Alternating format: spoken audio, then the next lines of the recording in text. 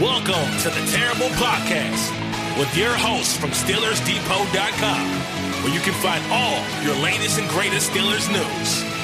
It's Dave Bryan and Alex Kozora, always lit, talking Steelers.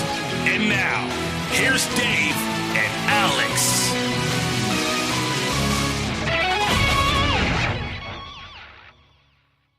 Welcome to the Terrible Podcast, Season 11, Episode number 72.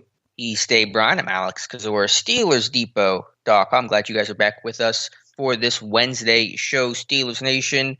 Dave Bryan, how you doing? Just one of three drafted players from the 04 class remaining now that Philip Rivers announced his retirement on Wednesday morning. That's, of course, Big Ben, Larry Fitzgerald, and Andy Lee. So then there were three. Yeah, and all with links to Pittsburgh too. How amazing is that? Obviously, Roethlisberger playing in Pittsburgh, and Andy Lee and Larry Fitzgerald both going to the University of Pitt as well. So quite something there. Philip Rivers, man, what can you say about that guy, man? Obviously never won a Super Bowl, but man, every time you looked on the schedule and you knew, the Steelers had to play, the Chargers or more recently the Colts, you said, man, that's going to be a tough game there because Philip Rivers was such a great cerebral quarterback. Boy, that I won't miss that throwing motion of his. Really makes you want to take your. I think I've even said multiple times over the years on the podcast. Makes you want to go up to a door jamb and slam your shoulder into it to get your shoulder back in place and all like that. But fiery guy, provided a lot of great moments for the NFL, obviously, and funny guy on top of it. Family man, just that's the way to phrase it. Yeah, extreme family man. But most definitely.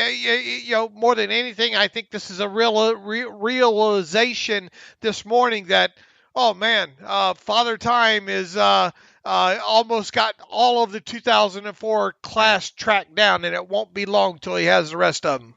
And all the quarterbacks that I've basically grown up with, Drew Brees just retired, Philip Rivers is retiring. We know that, eventually it's going to get to Brady and Ben. And so it's going to be the end of the era of that I don't know if I should call it golden age of quarterbacks, but a heck of an era of these quarterbacks. The thing I remember with Rivers is that when you played the Chargers or this year the Colts, you knew you were playing Philip Rivers. The dude never missed a game. Since he became the starter, never missed one game, which is an impossible feat in today's day and age. And so it was just that toughness that the guy played with. He played without an ACL or torn ACL, I should say, several years back. And so just that durability and toughness is so rare, and I don't know if we're ever going to see that again, to be honest with you. Yeah, and boy, what could have been too? Obviously in that draft class, there was some talk that Philip Rivers might be the guy for the Steelers.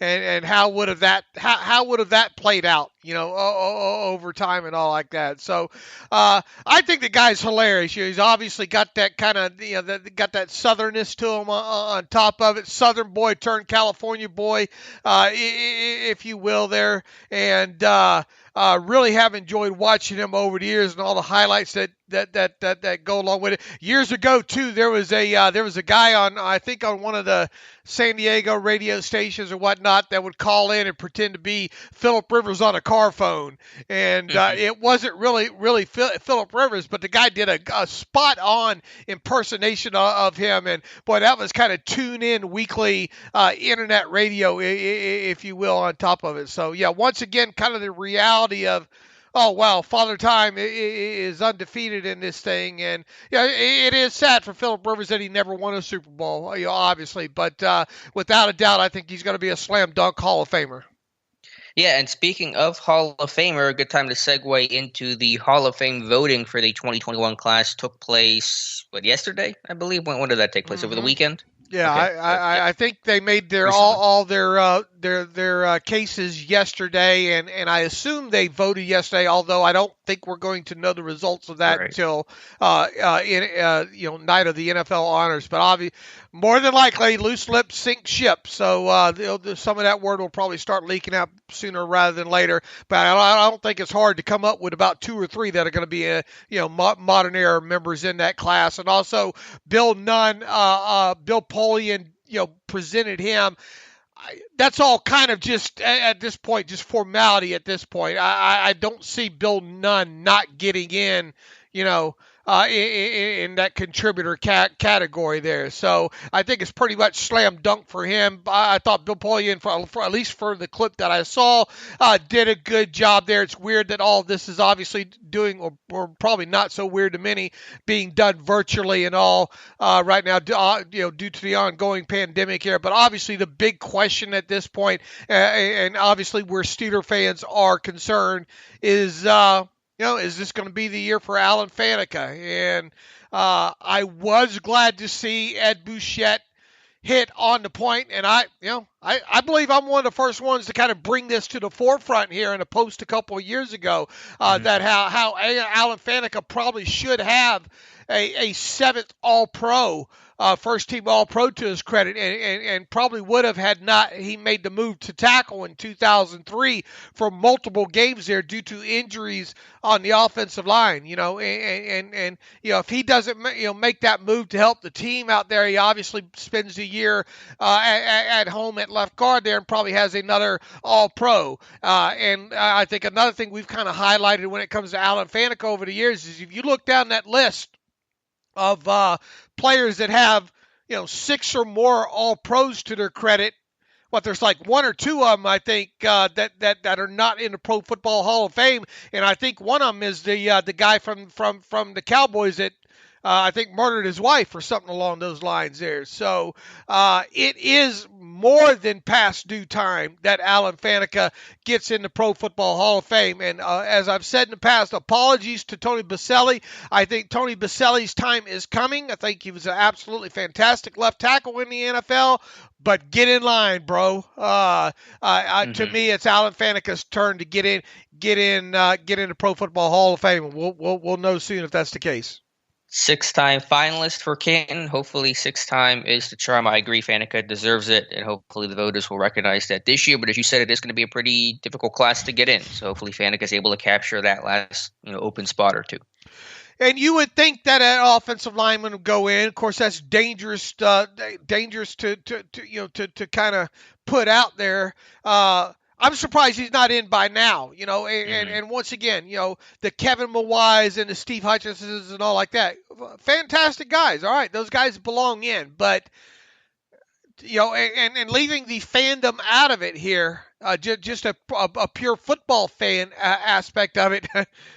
I find it hard to believe that Faneca's not in, but before both those guys. And once again, I think both those guys had tremendous NFL careers, but the fact that Alan Faneca is still waiting to get in, and guys like Mawai and Steve Hutchinson are already in, is really kind of dumbfounding. And if they make Faneca wait behind, if Tony, but look, if they don't put Faneca in, they better not put any offensive lineman in. That's and I think I even wrote almost a year ago that this was going to be a hard class for Faneca to crack just because of the other non-offensive linemen involved in it there. But I think you can at least carve out one spot here for an offensive lineman, and if they do, that offensive lineman, in my opinion, should be Alan Faneca. There's only 2 offensive linemen as part of the final 15, right? Faneca and Baselli. I believe so, Alex. Yeah. All right. So hopefully Faneca will get the nod over Baselli if they induct one offensive lineman. But we'll find out, as you said, NFL honors the day before the Super Bowl. I believe that is the 6th of February, if my calendar in my head is correct. And so we will know then whether or not Faneca will wait or if he'll get the call and the knock on the virtual maybe knock on the door from David Baker. Right. It seems like they're doing David Baker will probably figure out something to do, I think there. But, boy, how the world has changed. Mm-hmm. Speaking of which, the NFL officially announced combine changes to their upcoming combine will not be held in a centralized location at Indy this year for the first time in a decade since the combine began, basically. And I know Dave and I sharing our tears over here, so you'll not be able to track some of the workout times. NFL has said that those events will happen at pro days, at some sort of, more regional type combines or, just pro days and things like that. Same with the medical and virtual interviews will happen for players and coaches to talk to one another like last year. So similar story as last year, at least in terms of post-pandemic. Obviously, the combine, one of the last events that was not touched by the COVID crisis, and now it has been. So that is unfortunate. And I've been told that even for pro days, you're not going to have scouts and coaches and all them in attendance. So trying to play the Blues Clues this year is going to be more difficult than ever, I think, Dave. Yeah, what a sad. I think we saw this coming, Alex. Obviously, I mean, it didn't take a rocket surgeon to kind of think that where we are in this pandemic still and all like that the combine was definitely in jeopardy. But the reality of it now, hitting home. Man, I think back to all the times with the DVR and recording this thing and going back and forth and I was one of I think very few or in the early days going back I think 2010 to kind of track this thing real time for the internet, if you will. Obviously you could get the results kind of after the fact, if you will, oftentimes a day and a half later on NFL.com, but I was. I like to think of myself as one of the forefathers, if you will, in kind of tracking that stuff online with the Google Sheets and all like that. And obviously, you've been doing it along with me in real time, making the job a lot easier for 5, 6 years. 5 or 6 years now, and it's just something that we woke up and did, and really I look forward to it because I believe that you learn a lot about the prospects and you get to see them in their underwear Olympics and how they move and the drills. And I think over the years, one of the highlights that you've done throughout this thing is to kind of break down the actual tape of guys doing the drills and who does that stuff. Obviously Steelers Depot does. That's one of the things that we do. And then having the instant information on top of it, and then the P-Spark scores to follow, and it's sad. And I relayed that information to my wife and how upset I was about that. And she informed me to tell you that I was not probably fit to deal with the rest of this week here, which really there's probably not many weeks that I am, but. My hope, I guess, at this point here is that the flow of information out of these, really pro days, I guess, if you will, flows steadily, and I don't know how standardized they will be. They'll fast track, slow track. The beauty of having them all in Indianapolis at one time is the fact that it's all really kind of standardized, if you will, and. On top of it, a lot of people don't realize that really and Kevin Colbert's made it clear over the years when talking about the combine is that, it was more of an event to gather all the kids up in one place for the medicals first and foremost, and then kind of went from there. So I've spent way too much time reminiscing about this, I'm sure for most on the podcast, but, it's a big deal to me, and I think to you too, that we're not going to have the combine, all in one weekend to kind of follow along with this year. No, I echo those thoughts and that sadness, and it's a big deal for teams because it was such just a hub of communication and information, all standardized, all in one place. The combine definitely had some issues, and it wasn't a perfect event. Getting guys up at 5 a.m. and working them all day long is not maybe ideal, but not having a combine is even less than ideal. And again, just from an information standpoint, from a standardized testing standpoint, the NFL says they'll do their best to replicate that along pro days and other, smaller regional events. But I think you're still going to get some level of inconsistency there. That's going to be very difficult for teams to judge and evaluate, especially if they can't be there in person at these pro days, at these workouts at all, which is what I've been told.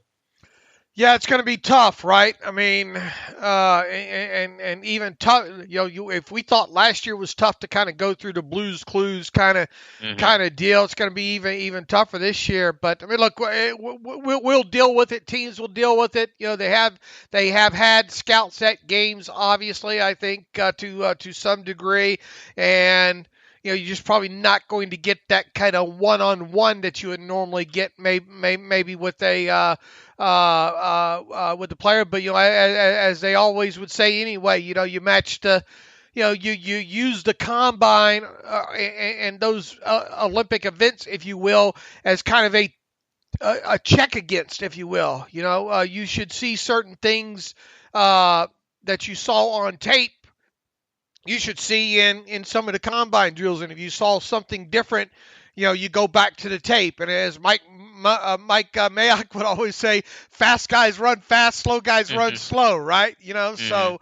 But the thing was to us outsiders that it was new information to us. So obviously that kind of stuff going to miss for sure. And I guess my big question would be is, do you think we'll get back to the way it was? Will we see a traditional combine type setting ever again?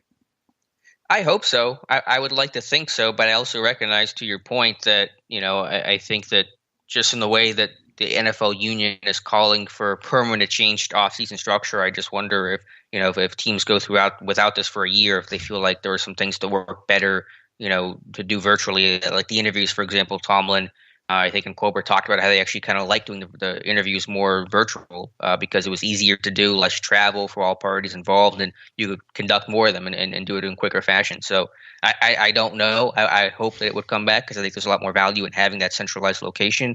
So hopefully it returns in 2022, but I guess we'll just have to wait and see.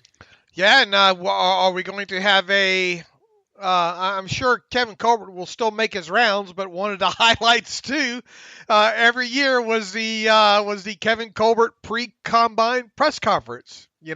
Right. On top of where he would talk about the draft class and tell us what was, and I thought he was always usually forthright with that too, and truthful where the class was heavy positional wise, where it was weak. Obviously, he wasn't going to drop too many clues as to what the Steelers were thinking with that, but.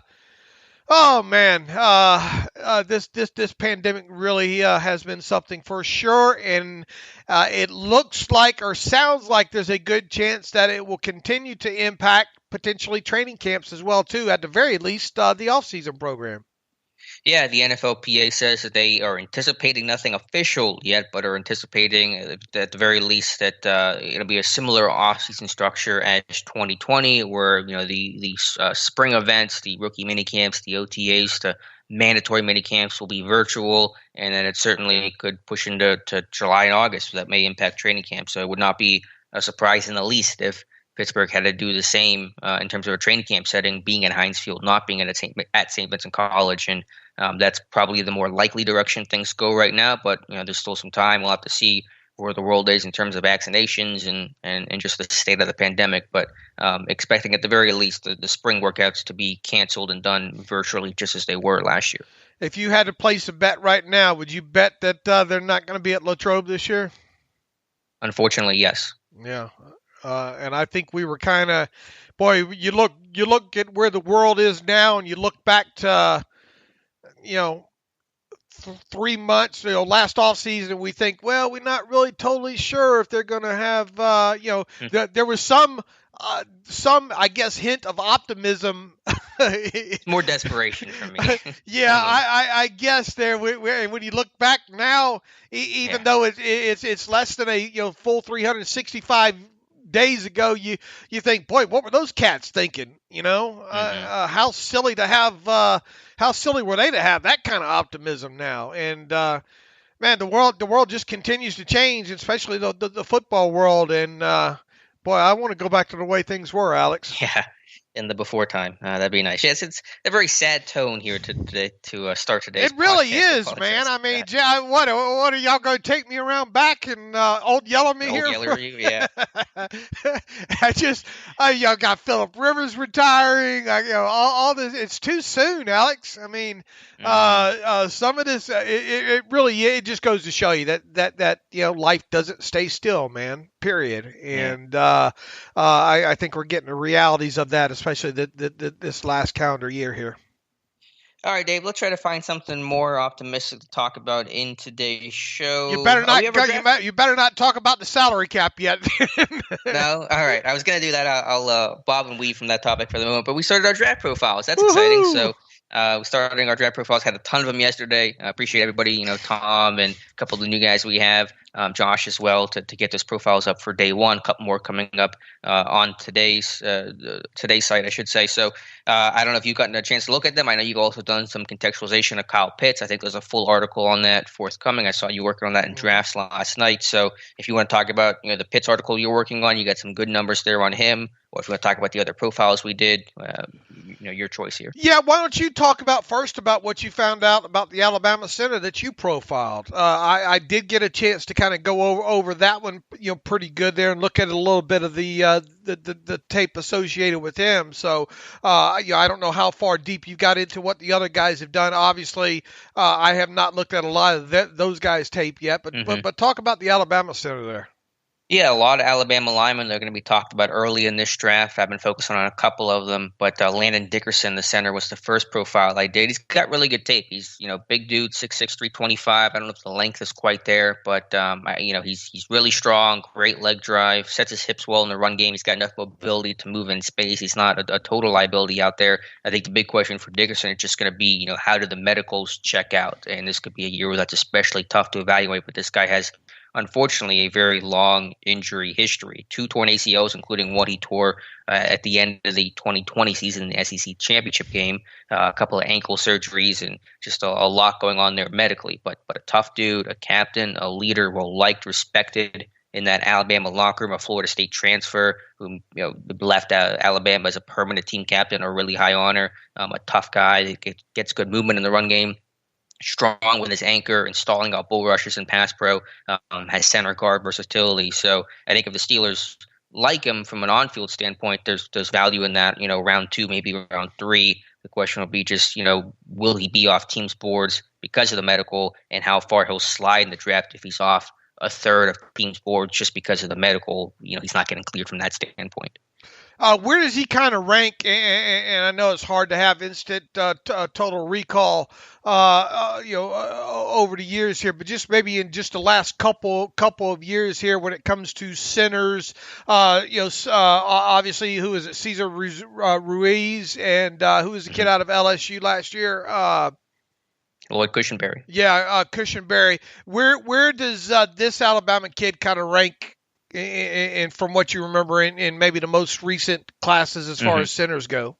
Yeah, it kind of reminds me of Cushenberry some. I kind of gave a comp of a Travis Swanson at the end of the article. It's hard for me to go back and rank and evaluate, especially so early this year. But again, I think Dickerson's going to be in that day 2 value from a talent standpoint. He's not round 1. It's the upside isn't that immense with him. But I think the medicals and the concerns there with the evaluation of him from a health standpoint is probably going to push him down into later day 2 is my guess. Yeah, and remember what coming out of the chute, Tyler Biadasz, the kid out of Wisconsin, out of the chute, it was all first, second round talk about him, right? And medicals pushed him down. Yeah. Right, medicals ended up where did he end up going? 4th or 5th, was it? Something like that. Not that he played well for Dallas this year, so they got good value on him. But I think he ended up being a day 3 pick for sure. Right, and obviously there's a lot of excitement, and the problem is people are just scratching the tape with these guys, and they don't know where to rank them in the class, and people are will ask us continually throughout this process,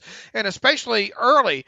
Where do you think this guy goes? Where do you think, it's so funny to see people say, I guarantee you that guy won't be on the board. I mean, and I hate to keep bringing it up, but let's go back to Thaddeus Moss a little more than a year ago. Oh, boy, coming out of that national championship game, tight end 1, slam dunk first round guy, and he ended up going undrafted, and if you remember back to the talk about Nick Harris too, that was another guy. That guy and the other, who was the other tight end out of Washington that everybody was raving about? That first the top 1, top 2 tight ends, and he went undrafted as well too. So just dedicate yourself to the process. That's the biggest thing. And I think it's very unfair for people to ask us, especially this early on in the process, where is this guy going? Trying to nail us down into a certain realm. Because I'm not going to read somebody else's report and then draw a conclusion off of it. Because, hey, I'm not even sure. I know for a fact half these guys that claim to be draft nicks don't even watch 3 full games of these kids. A lot of these guys are just highlight watchers, and then that's how they move through the class so quickly there. So let the process play out here. Anybody else that was profiled by the guys on the site that stuck out to you just initially or overall? Yeah, I like the report on Pat Fryermuth. I forget who did that. I think it was one of the new guys. Yeah, I think what's was his? it Wes? Yeah, Or James? Yeah, I think it was Wes. Yeah. Did that on Fryermuth, and so that was a good report, and certainly someone, Penn State guy, you probably hear talk about locally just because there is that Pennsylvania connection. Got a report up on Patrick Surtain from James today. Got a good breakdown there, but that's he a may good be one not, too. That's a yeah, good, but not to harp on the old adage, but he may be one of those guys that is not there at 24, but he could be certainly someone that we're going to profile and take a look at. So many of these Alabama guys this year. I did report this morning on the Crimson Tide guard Deontay Brown. Josh Carney has a report on Alex Leatherwood, and Leatherwood's a guy that I'm not doing the report on, but I've been obviously watching because I've been watching so much Alabama tape, and this guy looks really good. I could really see him, and this is very early to make this proclamation, so take it with a grain of salt. But I could see Leatherwood being in play at 24 for Pittsburgh, assuming they lose Villanueva. Yeah, that certainly makes sense too. And I think I was asked on a radio interview yesterday, do I think there's a high probability of an offensive lineman being the Steelers' first round pick? And you hate to paint yourself in a corner, but this early and obviously not knowing what's going on with Marquise Pouncey and what's going to happen, we think we got a decent idea what will happen with guys like Villanueva and Matt Filer and really Zach Banner too, potentially getting re-signed for him. If you look at trying to look ahead and the totality that might happen, I think it's easy to maybe put the offensive line as potential being the leader in the clubhouse as far as what positional group the Steelers could potentially go.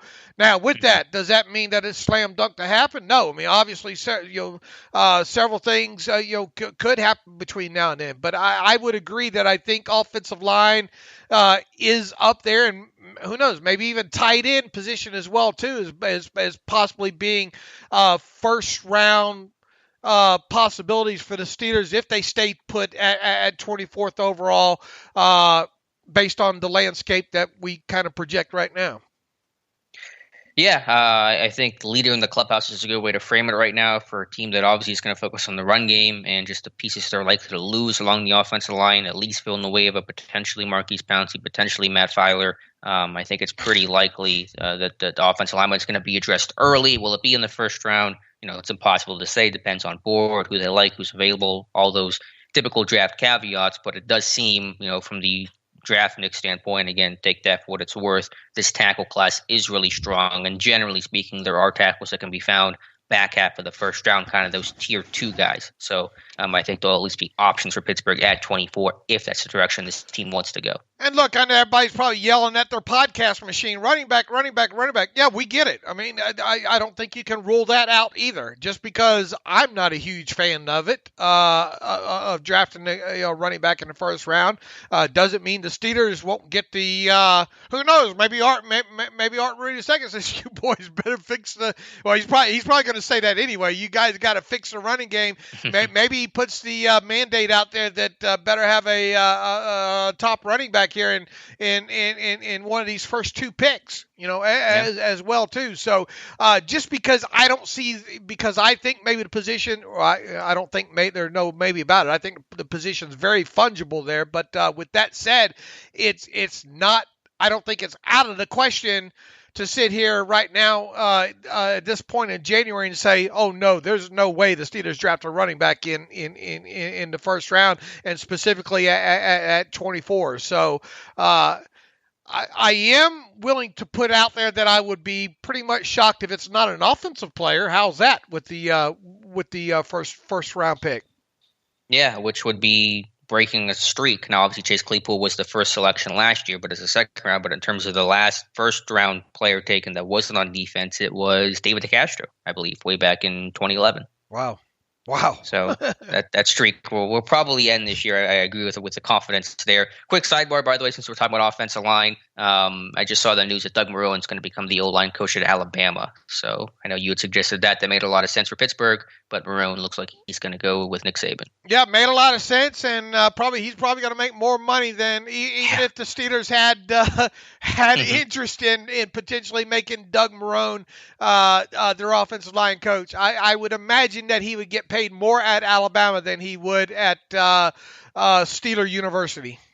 There you go, Dave. You done the contextualization of Kyle Pitts. Now you're working on that post. It'll probably be up, I assume, later today or tomorrow. What is your initial impression or full impression, if you have one so far, on the Florida tight end? Wow. Okay. That heavy. Yeah, you want to talk about now? Look, I haven't gone deep into his his blocking, the blocking portion of the game. I have a good feeling in what little I have looked at it so far, what I might find, but I don't want to talk in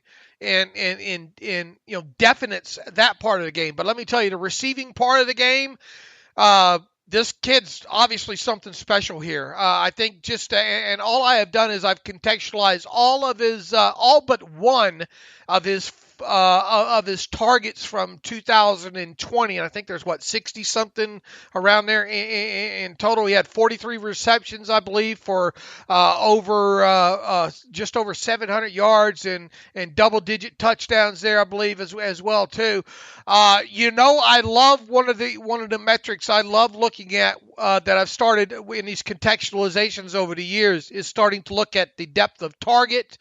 And then the completed depth of target. How far down the field is this guy, are players making plays?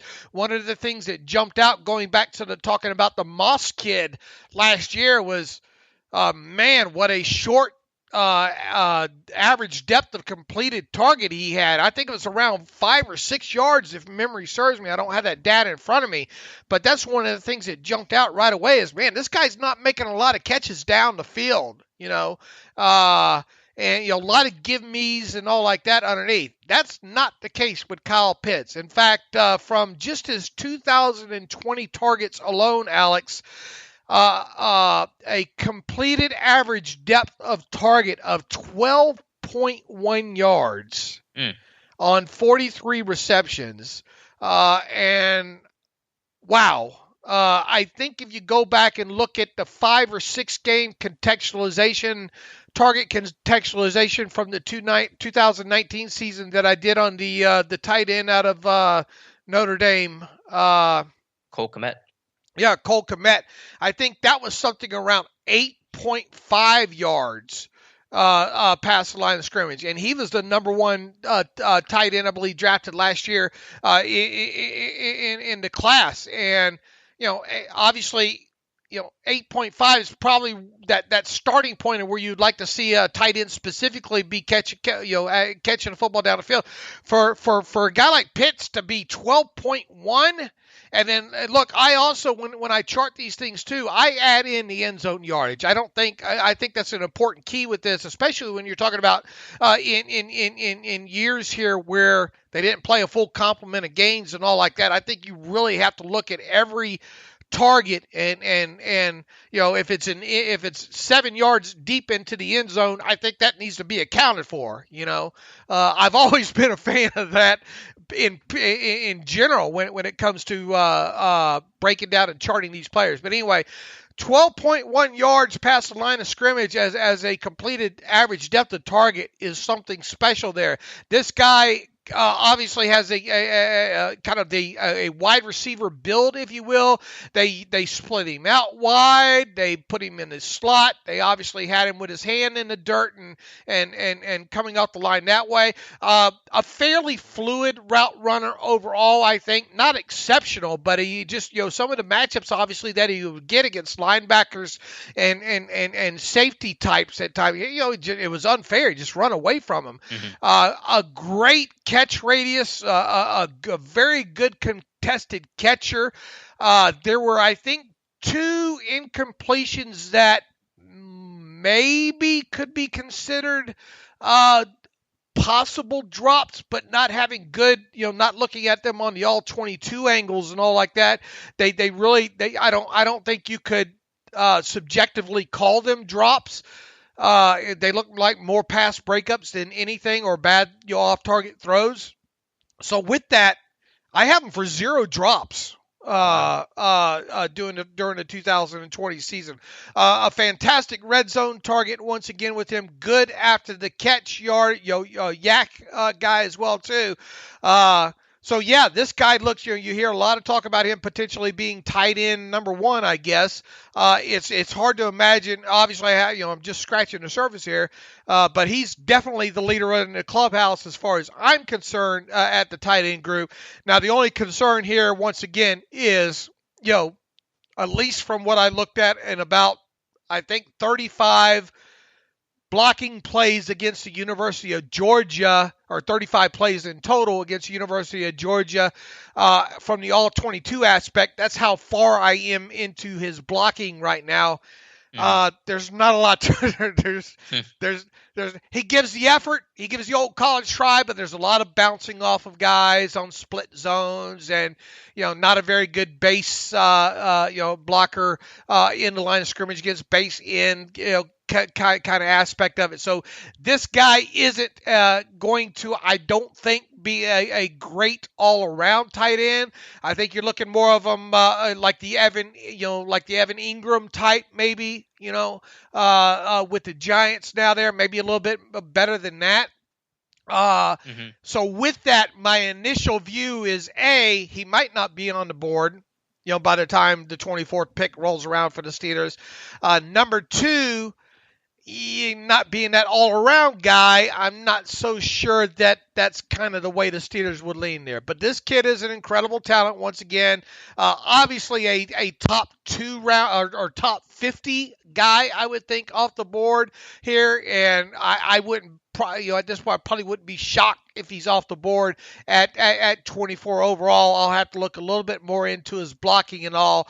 But unless the Steelers are wanting to get away from tight ends that actually do block, which I hope they don't, I kind of have a hard time picturing him in black and gold. Well, putting the draft element aside, the way you described him on the field sounds very similar to an Eric Ebron, where you're a seam threat, you're a vertical guy, maybe even better than that. I'll let you decide that, but not much as a blocker, despite the effort being there. So obviously that didn't stop the team from signing Eric Ebron, and so I don't know if it would stop them from going after Kyle Pitts. But I just get that sense that it sounds like you were talking about Pitts the way we described Eric Ebron when they signed him last March. Except he doesn't drop the football, and he makes less drops. Less drops, and there are more what I would call maybe spectacular catches, contested catches for him. And we know the Steelers are big on contested catch guys, right? I mean, he's definitely a guy too that can work the middle of the field, run up the seam aspect, work the sideline, work those 7 and 12 yard outs, if you will. Really, the only thing I think that's going to be more of a negative with him when I get through with his entire tape is going to be the blocking aspect. Once again, he does give the effort there. And look, I've only gone through like 30 all 22 plays from Florida against Georgia there, and I think in that group there was like 6 run blocking plays to choose from. So obviously, because of his ability, they didn't use him a ton, in blocking, at least on this 2020 tape. Now, is this a guy that you can put a little meat on him? That aspect. Blocking is going to be something he's going to most definitely have to work on at the NFL level. Is he a better blocker right now than Eric Ebron? Well, I don't. You might be a better blocker right now than Eric Ebron. I think as a dynamic receiver overall, when I try to think back to Eric Ebron coming out of North Carolina, I think Pitts is the better player, from a receiving aspect. So once again, I think it would come down to how important is his blocking to the Steelers when it comes to and I don't know a lot about his character yet, and I'll either haven't kind of researched that aspect of it as well too. But assuming the character checks out, I would assume that the sparkiness of him is going to be great when it comes to the position that he plays and height, weight, speed kind of aspects there. So really, I think when it comes down to is what does his overall blocking look like, and is that something the Steelers can work with there? And obviously, as you stated, they went out and got a guy like Eric Ebron. Does that mean that going to get maybe a little bit away from expecting as much. Because, look, there's not that many kids coming out of college these days that are all around tight ends anyway. So I'm going to be in the corner crying by the time I get through a lot of this draft class anyway there. So fun guy to watch for sure, especially from 2000 tape receiving aspect. Yeah, really good breakdown, good evaluation of him. We'll certainly be keeping an eye on his name, and I'm sure you'll hear it come up in reference to the Steelers, more throughout this draft process. But yeah, my thought, obviously blocking is important. Pittsburgh puts a higher priority on that more than most teams with tight ends. But if you have a guy like Pitts who can make those type of high level, big plays downfield, like the way you describe, I think the pros of that would outweigh the cons of some negativity in the blocking game, where you can still find a number 2 tight end who can block, or some other way to get you blocking or scheme around his deficiencies there to reward you with those big plays. I think the juice is worth the squeeze there. Okay. And look for that contextualization of his past targets up on the site later today or first thing on Thursday. All right, good deal. Today's Wednesday. Okay. Wednesday. There you go. And I'll have a report that my next one's going to be on Jeremy Ruckert from Ohio State, another tight end, which I've heard good things about just as an overall type guy. So digging his tape maybe a little bit later today. Do you know who you're working on next, Dave, in terms of profiles? Or are you still just getting through Pitts first? No, I'm still getting through Pitts right now, and it's usually whatever tinsel shows up on Twitter, and then I go, I think I might look at, being as how we already have a profile on, and generally I've found it best for me to stick to more of these contextualizations with so many of us doing full profiles on the site. So what you'll see at some point at Steelers Depot is you'll see an actual player profile on a guy, and then me follow it up with a contextualization on either the past breakups of a cornerback or sack contextualization, or wide receiver, tight end target contextualization. I might look into the Penn State kid that we already have, Pat. How you pronounce his last name? Freiermuth. I might look at doing a target contextualization on him. All right, good deal. So a lot to look for as we start draft season over on Steelers Depot. Speaking of draft season, over the Caps, Nick Corte released his final compensatory projections for the 2021 draft. He offered the caveat that these may not be as accurate as normal. He's the expert on all things comp-related, but because of COVID, like all things, it's kind of impacted his projections. But nonetheless, he's projecting the Steelers to receive a 4th and 6th round comp picks for 2021, the 4th for Javon Hargrave, and the 6th for Sean Davis. Says that Davis one may not stick as the 6th rounder, depending on how they value Derek Watt's contract, but you can probably reasonably assume at least a 4th for Javon Hargrave. So that will give Pittsburgh at least one extra draft pick to work with in 2021. Boy, not as rosy as it seemed like. Yeah, talking about a 3rd for Hargrave and multiple 6ths, and didn't happen. Yeah, and I think he has a little bit less confidence than he ever has he normally nails these things, man. Mm-hmm.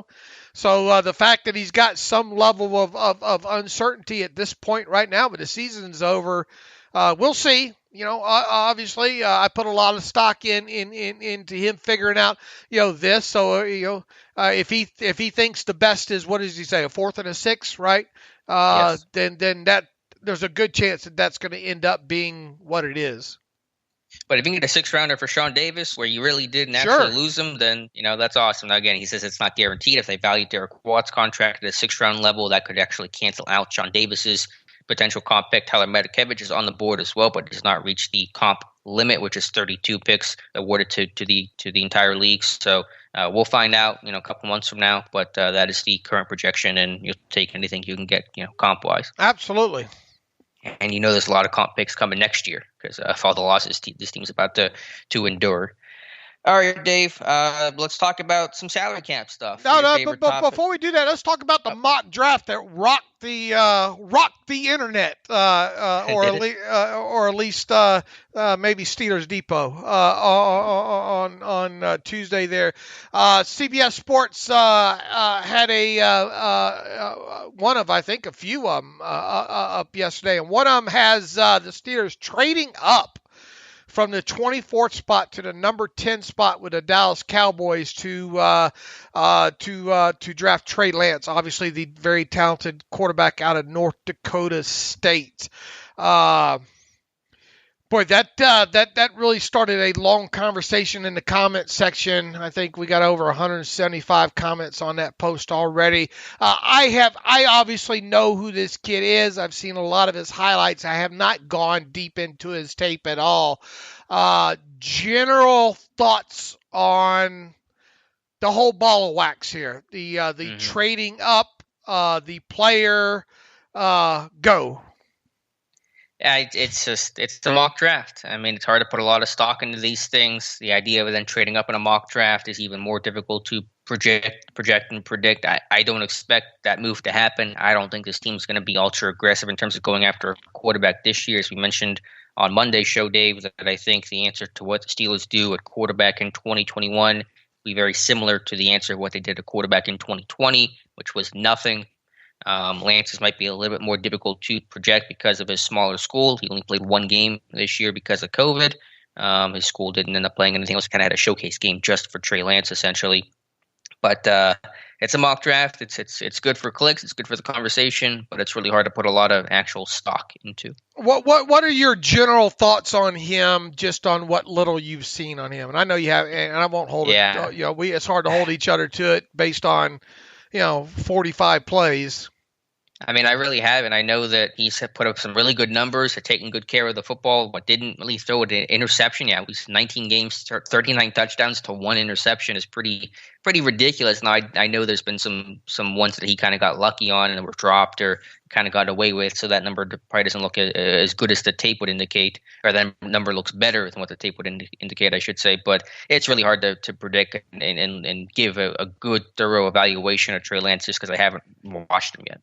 One of the things that I wanted to make sure I highlight, because part of it when going back and I remember ahead of Mason Rudolph getting drafted, talking about the Bill Parcells rules for drafting a quarterback, right?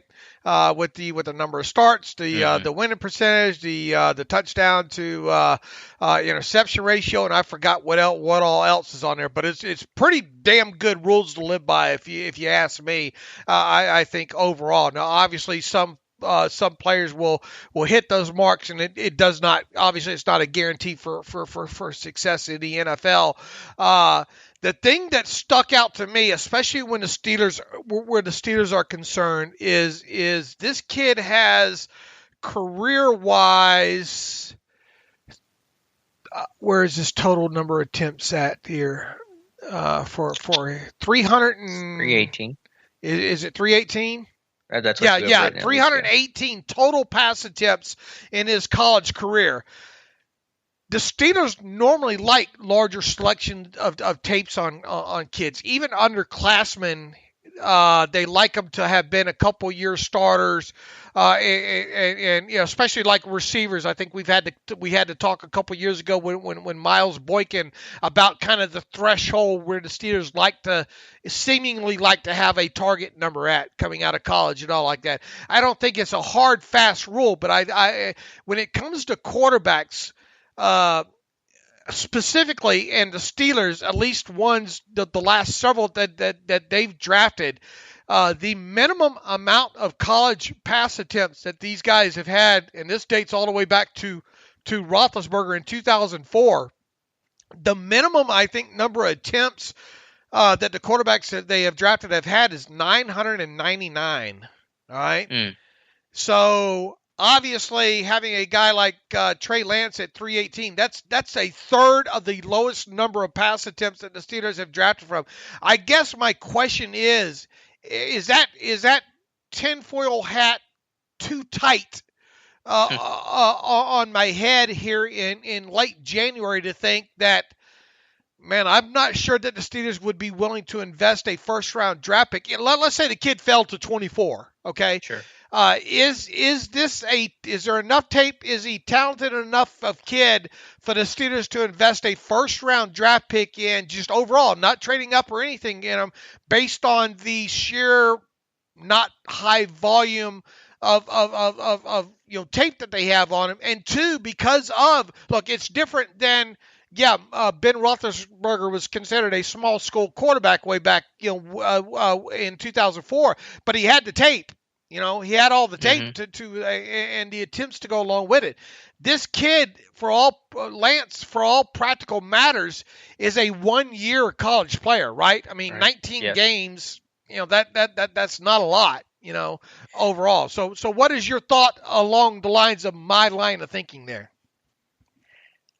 I want to hedge a little bit. I think the lack of a resume is a little concerning. Obviously, just for any time you're taking stock on a quarterback, especially one that you'd be anointing as your heir to Ben if you took him at 24, and the fact he played at a smaller school, you'd like to see more competition or more of a resume there. But I think the idea of they've only taken quarterbacks, drafted quarterbacks with a lot of pass attempts is probably because how many quarterbacks come out a year that are underclassmen? Only a couple. And the guys that do are the top quarterbacks in the draft. And the Steelers never have an opportunity to pick those guys, nor have they ever had a need to pick those guys. So the ones they draft end up being seniors, and those are seniors that were starters and stayed in school for all 4 years and, naturally played more. So it's not often they've been in a position to draft an underclassman quarterback. So I don't know if there's a real principled stance where they won't draft a guy who doesn't have this large resume. I think it just happenstance because when they draft a quarterback, they draft seniors because any underclassmen who declared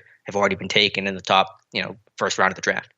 Right, and obviously way back when in 2004, underclassmen were just, not as prevalent, right?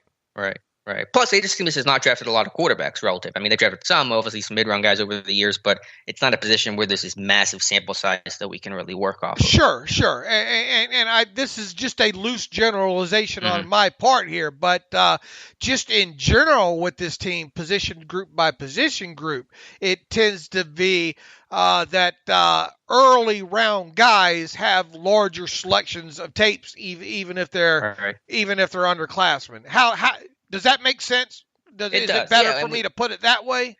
Sure, and I've used that with running back as an example where they really put a high priority on production, although they kind of skewed that a little bit with the selection of Anthony McFarland last year. So COVID kind of throws this monkey wrench into everything because obviously Lance was supposed to have more playing time than what he got. He only played one game this year, so how do you evaluate that? It's going to be difficult for us away from afar, but obviously the plan and the intent was not for Lance to be a 19-game player at North Dakota State. And of course, all the Trey Lance stands got mad at me for being objective and trying to look at this at every angle here. Look, I don't think it's unthinkable or impossible, as I like to say, that the Steelers draft a quarterback this year. Depending on what happens, obviously, with the Roethlisberger decision, could obviously play a lot heavier into the possibility of maybe them taking one in the first round. I don't want to paint myself in a corner like, I would from where I sit right now, I would be very surprised. And all of a sudden I'm being called, I hate the Steelers. Where is the quote specifically? Dave and others keep rooting for us to fail. Okay. Dave, known Steelers hater of the Steelers website. He's run for 13 years. Exactly. I only do it for the clicks, obviously, because I'm just a blog. But look, you got to have a starting point with analysis on this, and especially when you're dealing with guys that you haven't admittedly watched. I'm not gonna pretend to paint something knowledge on a player, especially early in this plot process, by just reading someone else's scouting report. Look, Alex and I are behind. Okay, I don't know what other way people want to. I guess people view us as coming out of this that we should automatically know what this player and this player is. I think the beauty of what Alex and I do, especially this time of year, is listeners to this show and readers of the site get to actually kind of watch us, gain knowledge throughout the process here, And I think the beauty of it is that you could guarantee that Alex and I are watching the tape. And not going to just kind of give a false kind of generalization off somebody else's report when it comes to this, when it comes to talking about players here. So, I guess what I'm getting is that don't paint us into corners on these guys. And when there's mock drafts that come out, that it's our duty to kind of pass these along. It's a big part of what we do during the offseason because there's just not a lot to write about. Overall, it is passing on these major media mock drafts and then generalizing what we do know about these players from a statistics and bio kind of standpoint, adding in some clips of some tape for people to get caught up on, and then making a general assessment of where we think this might, this particular player might fit into the Steelers' thinking. And I've done that for quite a while, and I did this with the Trey Lance post here, and I think it's got a lot of people upset, Alex, because I guess I didn't come off as a huge Trey Lance stan. Right. And you're not even making an evaluation of the player. You're just looking at some of the baseline numbers and seeing how that fits in the Steelers' history. It's okay to take a critical eye to these things. I think it's something that's probably isn't done enough in terms of the draft Nick circle, because most people want to be positive about these guys so they don't avoid the blowback from someone's mom or something like that, or fans of the team. But especially with a quarterback, you want to take as critical of an eye as possible, because this is supposed to be the heir. This is the guy that determines if you're a coach or a GM, if you have a long, successful career, or if you get fired in 2 years. So you better look at every sort of avenue and every part of his game and landscape and resume to determine whether or not this is the right selection or not, because this is going to be the guy that's going to shape your franchise for the next 5 plus seasons. Don't miss. Yeah, you can't miss. Period. Or you're getting fired.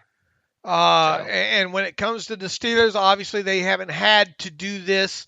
You look back a couple of years ago, and they talk about getting in the process of scouting quarterbacks again, and obviously drafted back-to-back years, Dobbs and then Mason Rudolph. But the landscape of scouting quarterbacks has changed since then too. And obviously the kind of quarterback that I believe is necessary to have in today's NFL, and that's one with arm strength, smart, and the ability. I think you're behind the 8 ball now if you don't have a quarterback that's able to go off schedule nowadays. I think you're missing the boat on that kind of stuff as well too. Now, luckily, a lot of these quarterbacks are doing that coming out of college, but including Lance, he's mobile. Exactly. I mean, you want to talk about a guy that can make plays with his feet. Now, I don't. You tell me from what you've seen, are there a lot of off-schedule plays with him outside of him using his legs? In other words, running. I mean, because he quite a few damn runs this kid evidently has, and touchdowns to go along with him. I think he has he rushed 192 times for 1,300 yards and 18 touchdowns. Okay, I get that. Tell me about the plays that this kid's made, escaping pressure, off schedule, out of the pocket. Have you seen anything there? I haven't, but I just haven't looked at the guy enough to give you an answer, so I couldn't tell you a yes or no on that. So there you go. No, I haven't. And that's one area that I think and we will throughout, I'm guessing the next month, have a greater understanding of what he can and can't do. From where you are right now, all right, let's just, and this is very dangerous conversation for you and I to have. Do you see them trading up to get a guy like Lance would be question number one. Number two, if Trey Lance is on the board at 24, could you see this team taking him? Obviously, the answer to the second one is more likely than the first, because you don't have to sell the farm to move up that far. I'm still not anticipating a quarterback being taken in the first round. I'm not going to rule it out entirely. I think trading up for one is less likely to happen, obviously. But again, my stance as we sit here today, assuming Ben comes back, which is I think pretty close to certain, is that they will do nothing at quarterback this offseason, just in the way they did nothing at quarterback last offseason. I agree. And once again, I'm not naive enough to think that it's possible that a quarterback does wind up getting taken at some point in his draft, or maybe in the first 2 rounds, depending on what happens to Roethlisberger. But I think you're just casting aside Roethlisberger's what could potentially be his final year if you didn't dedicate something to, like a tackle or something that could help now, kind of thinking there. And obviously it's easier to say with so many players in the draft that they definitely won't draft this player. Your odds of being right are probably pretty good because of so few draft picks there. So anyway, that's not the last conversation we're going to have about Trey Lance or a couple of these quarterbacks, I don't think, here. But that, the way I guess I wrote that up really caused some waves on Depot on Tuesday there. And I'm sure we'll do a draft profile on Trey Lance at some point, and we can circle back and talk about him more in depth once we've been able to watch him more, or at least get some more information on the guy. All right, Dave. How worried are you about the small school aspect with him, combined with the not having a large selection of plays with him? Yeah, is it equally concerning, or is it that I can get past the small school element, but at least he's got the tape? Or is it, man, I sure wish or is it the other way around, or how both are damaging to him?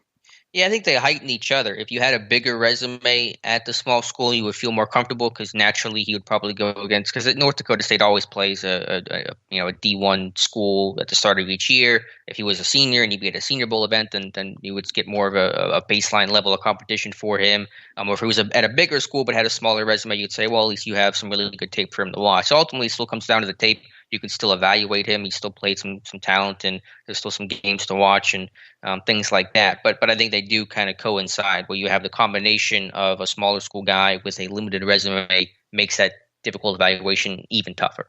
All right, well said. All right, Dave, let's do a quick cap update. Again, no official cap number yet, but a report was, and I forget who the source was, but is projecting the 2021 cap to be in the $180 million range. That would still be a steep decline from the current number of just over $198 million, but would be above the league floor of $175. So if we assume that number is true in that 180 range, how does that impact the Pittsburgh Steelers? Obviously, they're still way over the cap as of right now. That's where the number comes in at, but it does at least signal a small improvement over the 175 floor. I'm on fire. That's not a good start. I feel like, oh my. And this is just one report, okay? This is from, according to Mike Florio, of course, from Pro Football Talk, a league source with knowledge of the league's current situation. That's pretty damn vague, right? I mean, a league source with knowledge. I have knowledge of the league's current situation. And I guess I'm a source. Anyway, 2021 salary cap could be some more keywords in here in the range of $180 million.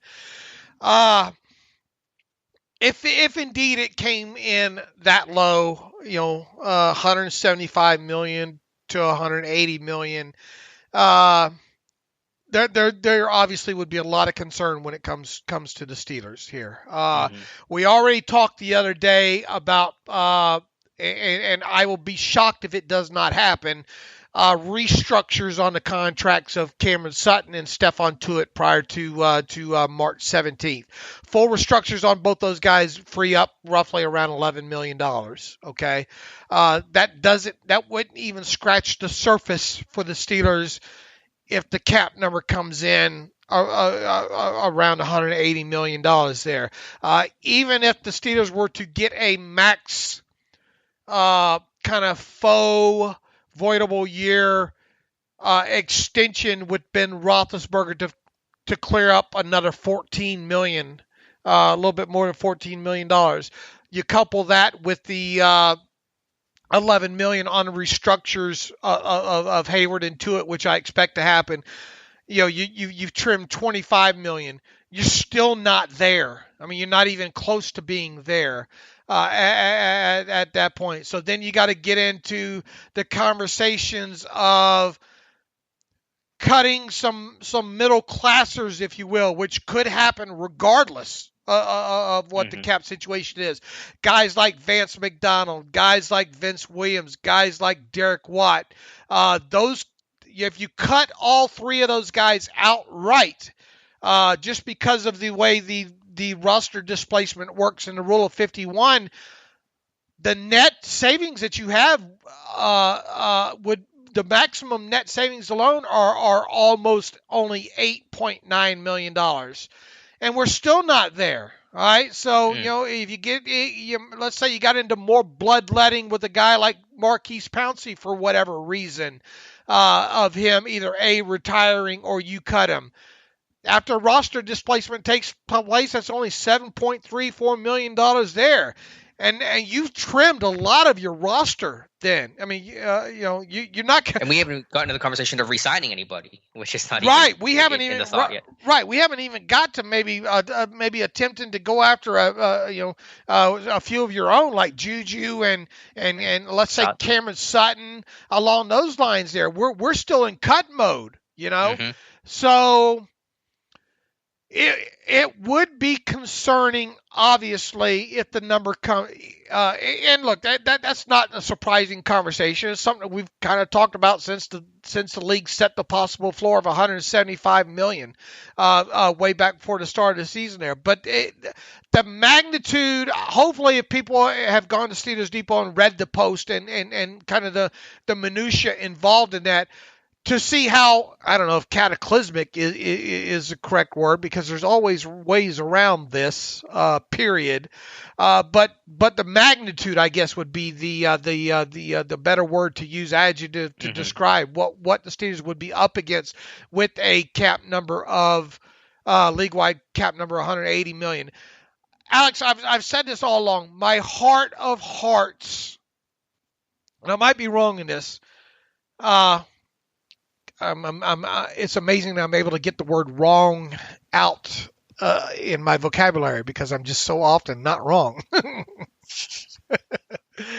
But I'm just having fun here.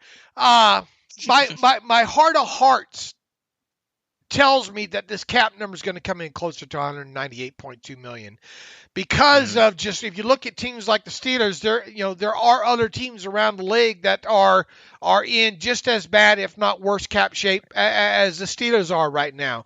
Aren't the Saints like $100 million over the cap or something? Yeah, and I haven't looked specifically deep. I've just, I see the headlines like everybody else. Yeah. When it comes to these teams and teams like, I think the Eagles might be another one that are kind of up against it potentially as well too there. I would think that with the new, with the extended playoffs this year and the TV revenue and the contracts coming up due and all like that, and obviously with there being a vaccination program now coming in place and all like that the league will do something, even if it's borrowing from future years, that will at least maybe allow this cap situation to remain flat. Or close to it. If it comes in 190 million versus 180 million, that's a big difference. If it comes in 195 million, it obviously swings the in favor of the Steelers there. So I look at that, acknowledge that there's a report that it could come in. But how much is this a scare tactics and Florio being Florio as well? Nobody can Florio like Florio, if that makes sense there. Now,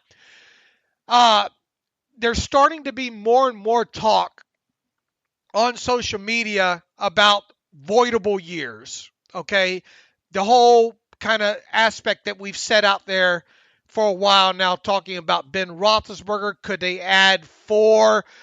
Really, essentially, faux years extension, no new money, just so that they could pretty much get a one last hurrah with Ben Roethlisberger, and in the process free up a little over $14 million. Is that a plausible conversation? And I think until we hear more from Roethlisberger, I think it is there. Now, how much are there other players on the Steelers that you could potentially do that to? And the answer to that is yes. If you have a conversation with Marquise Pouncey and Joe Hayden, because those guys are the obviously older and on the back end of their careers, especially Pouncey, who for all we know might retire. if those guys came back and you went to them and said, look, this is it, all right. This is the last year. We're going to pay you what you're under contract for, but we need you to kind of,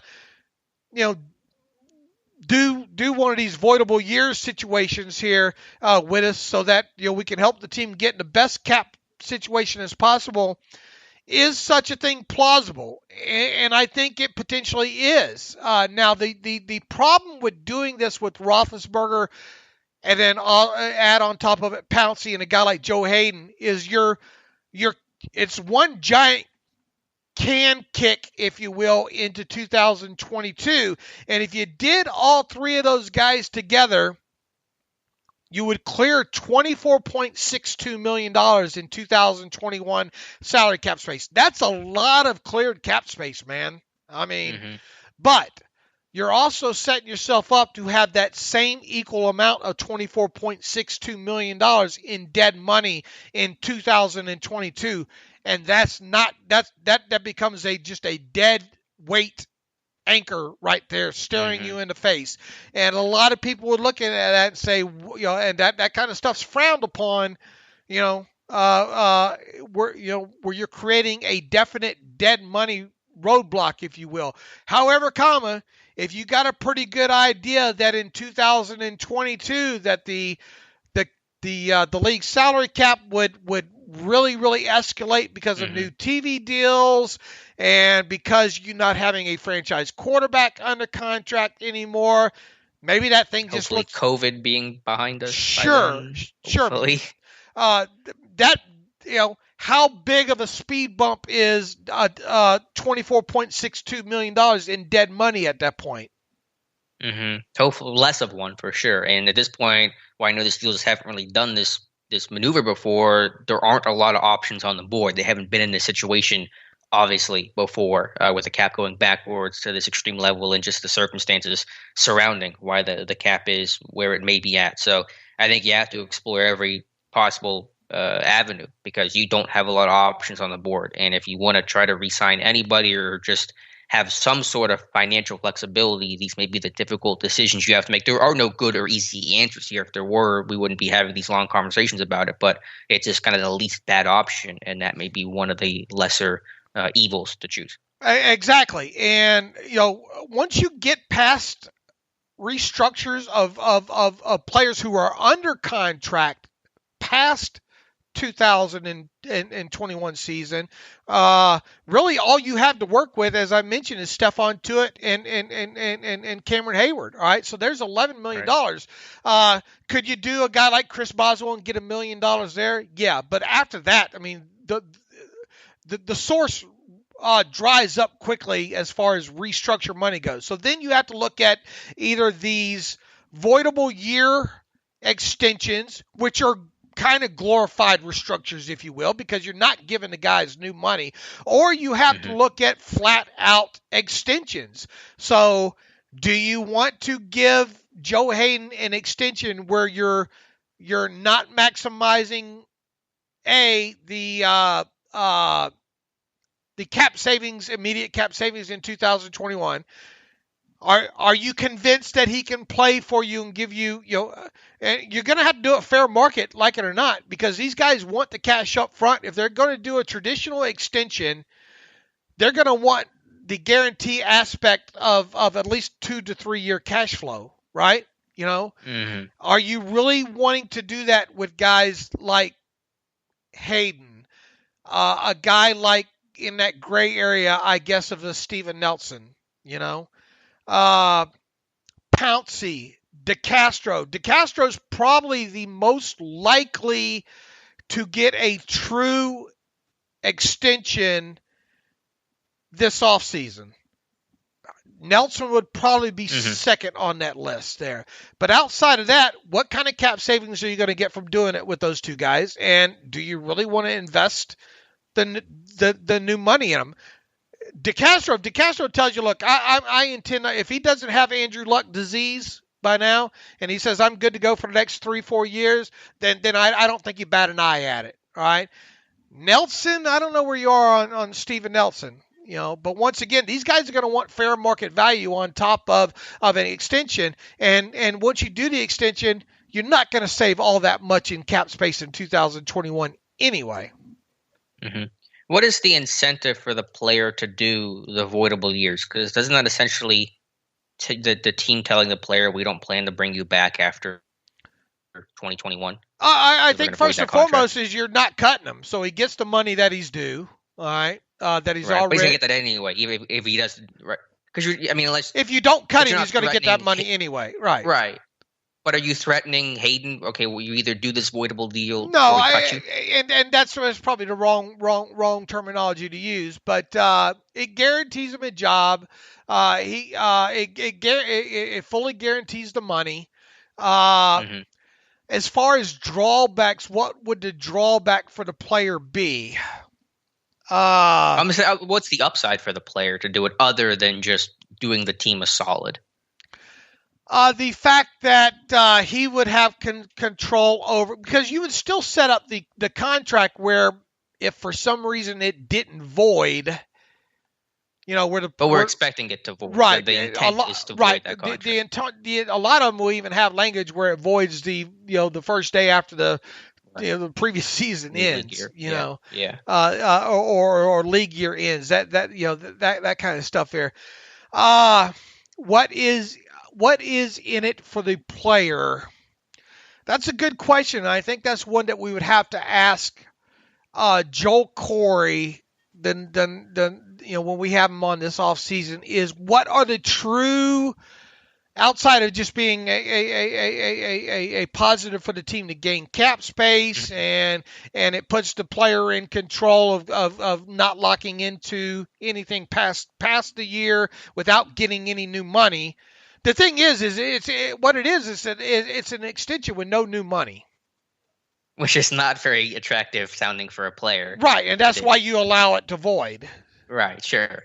But it's just where the player, and again, I understand it's kind of like a restructure where you sit there and say, when a player does a typical restructure, there is no new money this player is getting, there's no pay cut either, but it does feel different with the voidable years because you're admitting that this is going to be your last year with the team, they're going to void that contract, you're going to get cut. It just feels it has a different feel than a typical restructure, even if the intent and the result is similar. Sure. Are there maybe some negatives involved there for the player? I don't know. It just says that this will be your last year. Right. Joe Hayden, we're going to do this voidable year. You're getting cut as soon as 2021 ends. You're gone. Right. Now, if you go back a couple years ago, there was something, I guess, kind of similar the Steelers did to this, I guess, with Heath Miller and Troy Polamalu. I'm a bad enough writer as it is, period, even this far long into my blogging career.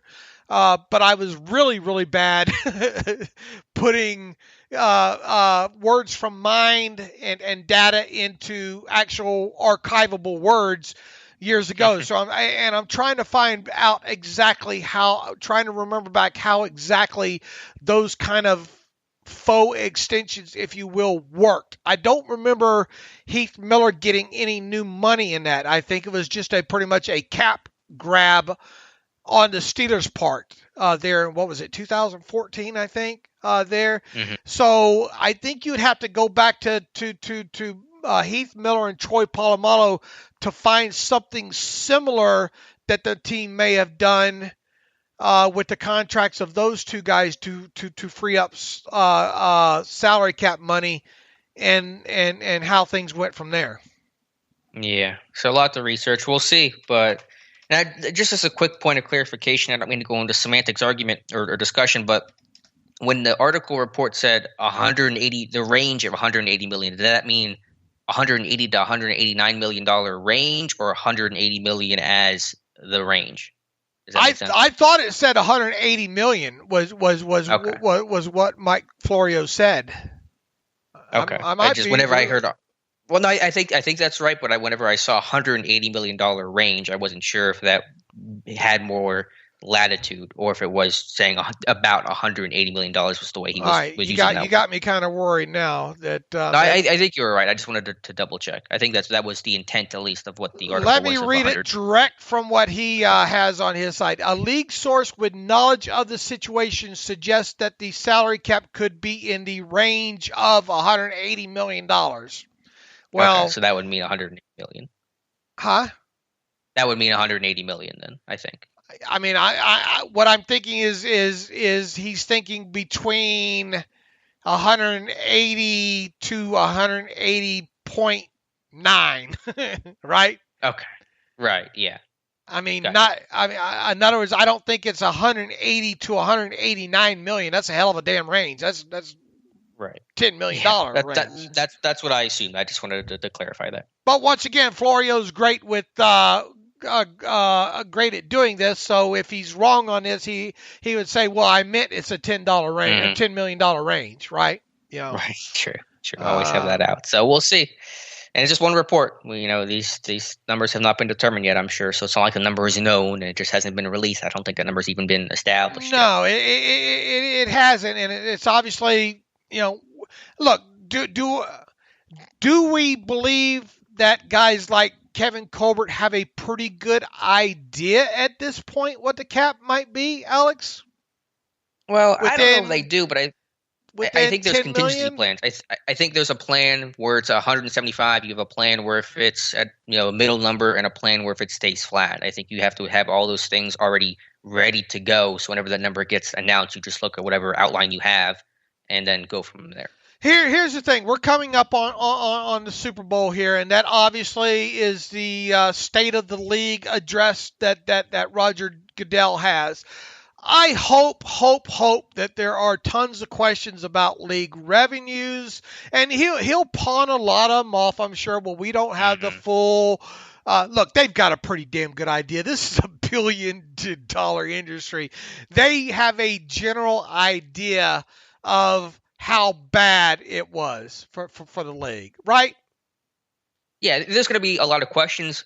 Goodell's going to give very few answers about league revenue related matters. Well, I would hope someone does a good enough, at least one or two of these media members do a good job to hold his hand to the fire in shrinking down some of those generalities. Does that make sense? I hope so. I'm not optimistic about it, but I hope so. Or at least get something out of them that says that there's going to be, and I think it's pretty much understood right now anyway. Once again, it's dangerous to talk like that there are going to be some conversations between the NFL and NFLPA to do something that the floor does not come in at $175 million. All right. If I was to ask you right now, just on, and I obviously know more about this end of the industry than you do. If you were to gamble right now, would you bet that the cap does not come in at $175 million floor? And what level of certainty would you have in putting a bet down in on that?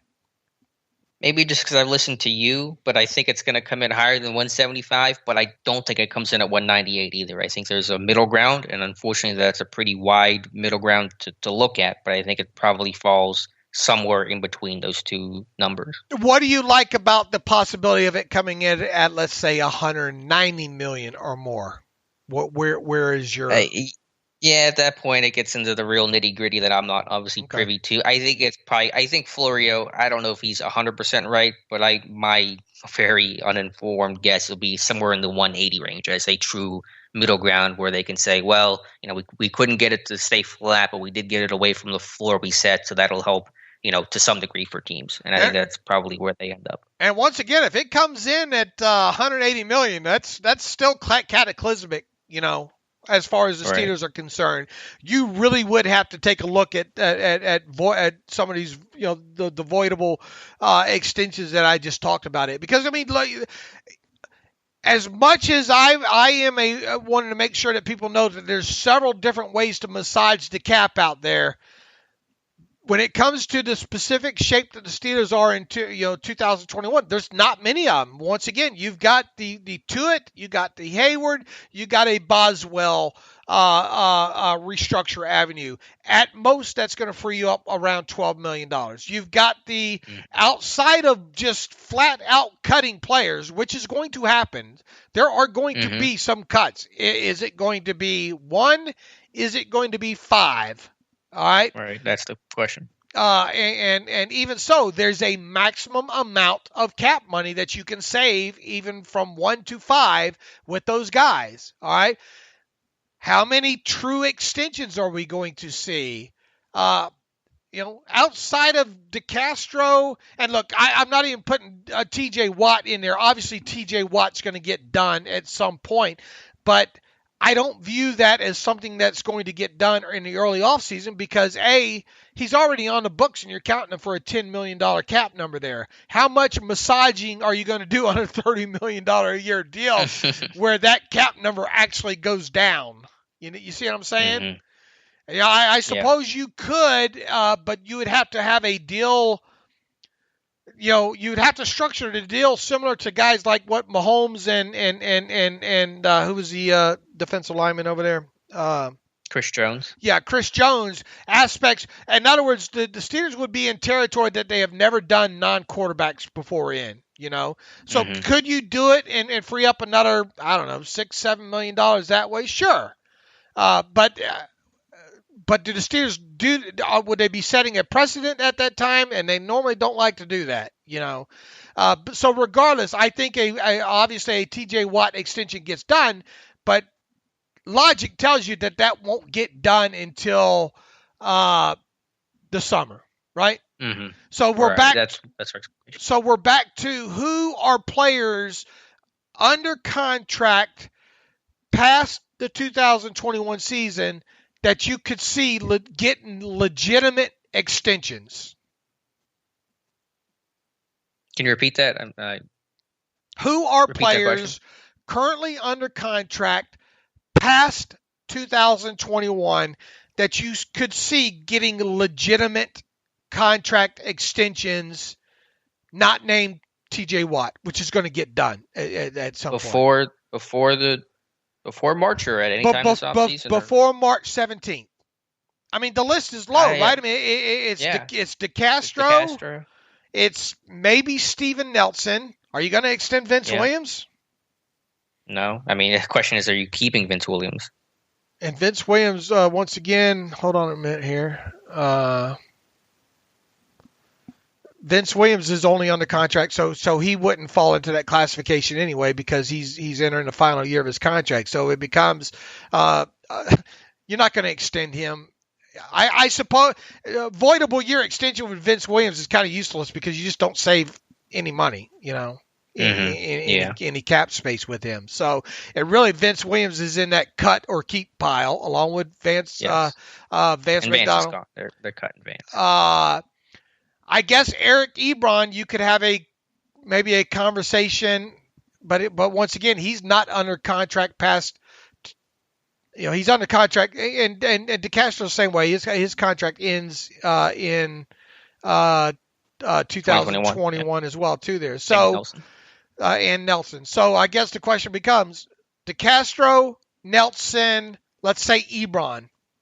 How many of those guys are legitimate extension candidates before March 17th? I guess DeCastro and Nelson are the two. I don't know if it would get done with either, but those would probably be the top two of that short list. Would you extend Steven Nelson at fair market value, which means giving him some new money? How much does that lower his cap hit? Though? It's not. I'd have to work. I'd have to work it out. I don't know what the number is. But yeah. I'd have let's to know say. that. Let's say you save Let's say you save $3 million. Yeah, maybe. And I'm spitballing it. Yeah, what's going to happen is the cap number's going to have to come in, and you're going to have to lay out a detailed plan of step by step. These are the 7 things we have to do to get cap compliant, and you just keep adding steps the more that you need. And so it's hard to look at this individually without taking the whole puzzle, putting it together, and seeing what are the steps we have to do to get cap compliant. And whatever those steps are the steps you have to take. But it's hard to piece this thing together without looking at the whole picture. All right, I've started a series, Keep or Cut. I liked it. Do you like it? I did. And Vance McDonald was first one up there. I try to make an argument as best as I can to keep or to cut the player, and then I give Dave's recommendation. obviously my recommendation was to cut Vance McDonald. Did anyone say to keep him? I didn't even go through all the comments. I think there's one or two in there that want to blame it all on the Fiedner. But anyway, we both agreed that the recommendation would be to part ways with, unless Vance wants to take a cut all the way down to the minimum, and then not be guaranteed to or at least be guaranteed to compete for his job, but not guaranteed a roster spot. I think there's two ways you go with this. Vance takes a cut all the way down to the minimum, which helps clear up around $4 million in cap space immediately for you, or you cut him and you get the whole kit and caboodle minus roster displacement with him. I think we both agree that cutting him is probably the way to go. Yes, I think the far likely option is that Vance is going to be cut. Who should be on these? Who should show up in this series other than Vance McDonald? All right, Vince, Ebron. Throw DeCastro out there. I'd be interested to see what the split would be for David DeCastro. Joe Hayden. DeCastro, Hayden. Someone could argue Ben, if you really wanted to go crazy and put Ben on that list. Oh, Lord have mercy. Just have a real field day in the comment section. Watt, Derek Watt. Yeah. You scared me for a second there, but then I went, oh yeah, Derek Watt. Yeah, Derek Watt. But I mean, that it's going to be a week long. It's going to be a short series, right? I guess Pouncey, right? Yeah, Pouncey. Yeah, I mean, you can come up with a half dozen plus names on that list. Right. So anyway, that maybe people look forward to that series continuing. I'm going to try to write something up today. Maybe I'll do Derek Watt today. Okay, cool. All right, Dave, do you want to quickly go over some of the exclusive rights and restricted free agents that are, to be for Pittsburgh? Yeah, let's tease it out here. Let's just only talk about the what do you want to talk about? The exclusive rights? Whatever list is shorter. Yeah. Right. Which one is the shorter list exclusive rights? Both of them are really, really short here, but let's only talk about the exclusive rights free agents, which right now are Robert Spillane, Marcus Allen, and J.C. Hassenauer. All right, exclusive rights free agents, any player with fewer than 3 accrued seasons and an expired contract. If his original team offers him a 1-year contract at the league minimum based on his credited seasons, the player cannot negotiate with other teams. So basically, do you want these players? Do the Steelers want these players to tender them 1-year minimum deals? Plain and simple. The first one on the list is Robert Spillane. Yes, no-brainer. No-brainer indeed. Almost guaranteed to give Robert Spillane, which I believe would be a 1-year, $850,000 exclusive rights tender, so he can obviously compete for a 2021 roster spot. That's really non-negotiable, right? Yeah, agreed. All right, that will happen. All right, Marcus Allen is the second one on this list. Whatever you want to classify him as, linebacker, safety, lefty. I like that. Or signbacker, whatever. Mm-hmm. He's going to get exclusive rights tender, right? Yeah, I think so, especially if you cut Vince. But even if you keep Vince, I think you still bring back Allen. And I believe that comes in at $850,000 as well. Your buddy, Alabama center J.C. Hassenauer. I mean, if Pouncey were to retire and you got no one other guy who's got an experience at center on game day, you probably do bring Hassenauer back. It could go either way. I mean, I wouldn't be shocked just because he is some depth. Obviously, it's not someone I'm too excited about, but he's obviously the most likely guy to not be tendered of the 3. But I wouldn't be shocked if they did bring him back. Yeah, I think you almost have to. Not just for the sheer fact that you got to have somebody that knows how to snap the football on, at least with a little bit of experience in there. And look, the guy is position flexible, not much. That kind of stuff. But I really think it's a no-brainer with him. Now, does that guarantee he makes the 53-man roster? No. But I think a 1-year exclusive rights tender for him for $780,000, I think, is the number. I think that's a no-brainer. So that's it. That's the list. Spillane, Marcus Allen, J.C. Hassenauer, I think it's a kind of really a slam dunk no-brainer that all three of them get 1-year exclusive rights tenders for the minimum from the Steelers. Yeah, there you go. Usually pretty uneventful with the exclusive rights guys, and I think that'll be the same case this season. And I think those might, who knows, those could happen in the next week or two. Those tend to usually happen fairly quick when it comes to those, and obviously well before March 17th, and none of those would move the needle much of any. As far as roster displacement goes in the Rule of 51, I think maybe to total, not even $500,000 in cap space you use up that way. Gotcha. There you go. Good info. All right. Anything else that we promised the people, or at least in our pre-podcast production meeting? A 3-hour process we go through. No, I think that was everything. We can probably get us some read emos and close out today's show. All right. A lot of math today in today's show, right? Get used to it. How do you think that's going to go over there? All right. It might have hurt. And I love it. It's absolutely, I enjoy talking about the cap. Doogie Hauser writes in. I'm willing to bet that that's not Doogie's real name. So if the cap is $178 million for 2021, what will it jump to in 2022? Assuming fans are back in stadiums by regular season, the cap will snap back, but to what? Will it make up the losses from 21, or will we fill it for another 2 to 3 years? Also, I expect to see some good players turn up in the second tier free agents after cuts made depending on draft, free agent, etc. Anyone you are keeping an eye on? To that first question, I have no idea, man. A lot of the learning process and thing that I'm following along really daily is what will the 2021 cap number be, and what potentially will the 2022 number be. I have no idea, period.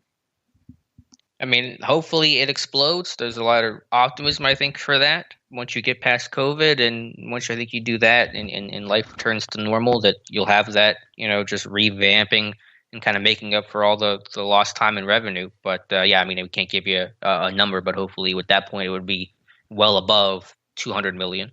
And he goes on to good players turning up after the second tier of free agents after cuts are made. Is there anybody particularly maybe that you're thinking, and it's way too early in the process for me, I haven't thought about that far ahead, maybe guys that might get cut post-draft that you might have your eye on?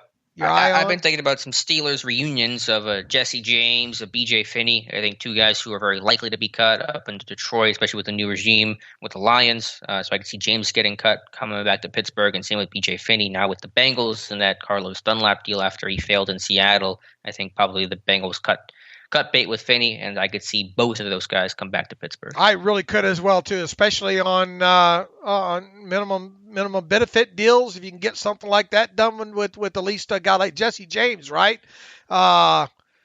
Finney should be really cheap. James, might cost a little bit more than that. I don't know. What's the market? A little bit more at least. Okay. Yeah, I mean not a lot. I don't know. But Finney should be though. I mean, should be a minimum type guy. Here's something for you this morning from Ian Rappaport. We've talked a little bit about this. John Harbaugh asked about possible long-term extension for quarterback Lamar Jackson. Said he's totally certain one will ultimately happen. All right. Well, yeah, I think it's going to happen. Just the question is, will it be worth it? Is another question that you've had. I hope they do it. I hope they do a mega deal with a lot of guaranteed money in there. Let's see here. Jelani back in here. Love the show as always, depending on where the cap comes in at, and Vince Williams being a potential cap casualty. Do you see Bush and Spillane as the starting inside linebackers? And if so, do you think they can be a good starting duo in the middle? Thanks as all for your work. I think really you have to really look at the possibility of Vince Williams maybe being a cap casualty. And I think you really have to take a strong look, at least initially starting the season, with some sort of conglomeration of Bush, Robert Spillane, and I don't know, maybe even Marcus Allen in there in some dime type situations there, along with hopefully a draft pick maybe mixed in there, and or UG3, depending on his health and all. Right. I mean, he'll be back, so, he should be ready for camp. At least you really can't depend on him too much, but he'll be in the mix. Yeah, I think that's certainly a plausible scenario. As much as I like Vince Williams and not rooting for him to be cut, that's just going to be a reality of the cap situation, and so it would not surprise me at all for them to say we got Spillane, we got Allen, who's improving, still learning the position. Maybe we'll draft somebody late on day 3 and Vince will go. So yeah, I think the way you laid it out, the reader and you, Dave, makes a lot of sense. And look, cap situation be damned. I think we had both agreed that Vince Williams is worth $4 million a season, right? Absolutely. Yep, absolutely. But the problem is you have to factor in all that other stuff on top of it there. What way should the Steelers look at it? Should they look at it at player versus dollar, or, beyond that? Well, I mean, yeah, you're just describing the value, player versus dollar, and that always comes down to value. But in a year like this, where obviously you're in a cap situation like never before, you have to make those difficult decisions. Had the COVID never existed and the cap situation was fine, Vince comes back, I think there's little question about that. The cap would have been $210 million, let's say, in 2021. But given the circumstances where you just laid out how difficult it is just to even get cap compliant, I mean, if you don't cut Vince Williams, you have to ask the question, well, how do we get cap compliant? And that's going to be awfully difficult to do. And how do you replace, let's say he's a 400 to 500 snap a year guy, right? Yeah, he's not playing in dime, so he is a base and nickel player. That's what he was this season. And in base, man, he's a hell of a damn still good against the run, right? And they were in base 40% in 2020, which is the highest it's been over the last 6 years. So base is not dead. So I know we talk about the death of the nose tackle and all that, but the base defense is not dead. All right, once again, I will only hold you to this if you are wrong and I am right, okay? Beyond See, that's where you know the word wrong from. When it gets thrown at somebody else. When somebody else based on what you know right now, or think that you know, will Vince Williams be on this roster past March 17th? As much as I hate to say it, because I'm a big Vince stan, I think he's gone. I think they're going to cut him. You know what? I'm going to go the other direction than you. Really? Yeah. I think they somehow, either the cap number comes in, I think they find a way to. And look, I mean, the article that I'm going to do on him on Keep or Cut probably is going to be more swayed toward cutting him, but I have a funny feeling they find a way to keep him on this roster at least past March 17th. Well, it sounds like you're basing that on the cap number being at 198, and if it is, then you probably could keep him. But I'm less confident than you are in that cap staying flat. Right, and I'm obviously not highly certain in that. But there's just something. I was thinking about this the other night, and the cap and his value versus trying to replace him and yada yada. And I find, you know what I'm saying? My gut tells me that he'll make it past March 17th. We'll see. All right, but does that also mean he's going to make it to week 1? I don't know. Trying to give yourself an out. Yeah. I want to be able to come back and say, "Well, see, I told you." In June, cut in June. Okay. I get you. I see the games you're playing. Zach Mandel writes in, hello, fellas. Happy Wednesday to you. As much as I would love to see the Steelers in the playoffs, I can't tell you how excited I was to see the first draft profiles posted on the Depot. It brought an instant smile to my face and will be a highlight of the mornings to come. You guys do such a great job. Well, thank you for that, Zach.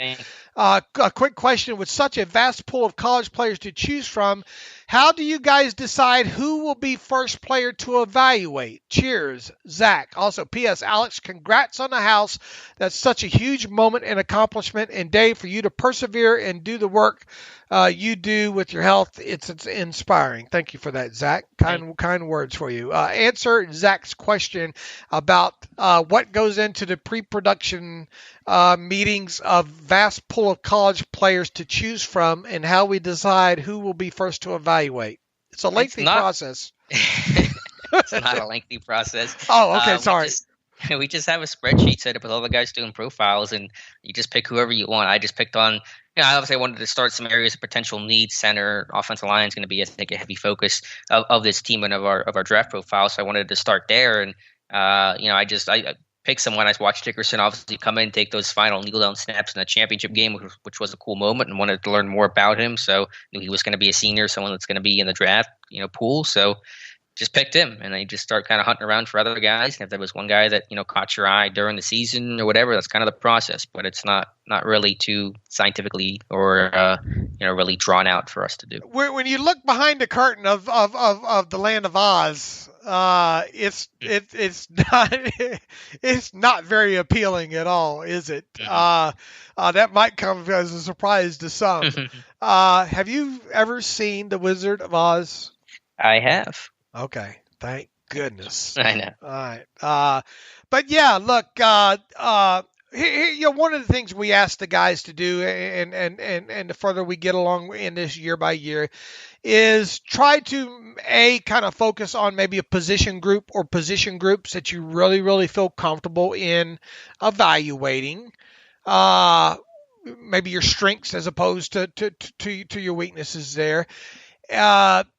B, try to start with, really envision guys that you think that the Steelers would be attractive to. And obviously that listed could be 200 to 300 players along there, but just try to use your best judgment, character, position need, scheme fit, all along those lines of what, and just try to be as objective as quite possible and not predispose yourself to any bias to what you think's out there.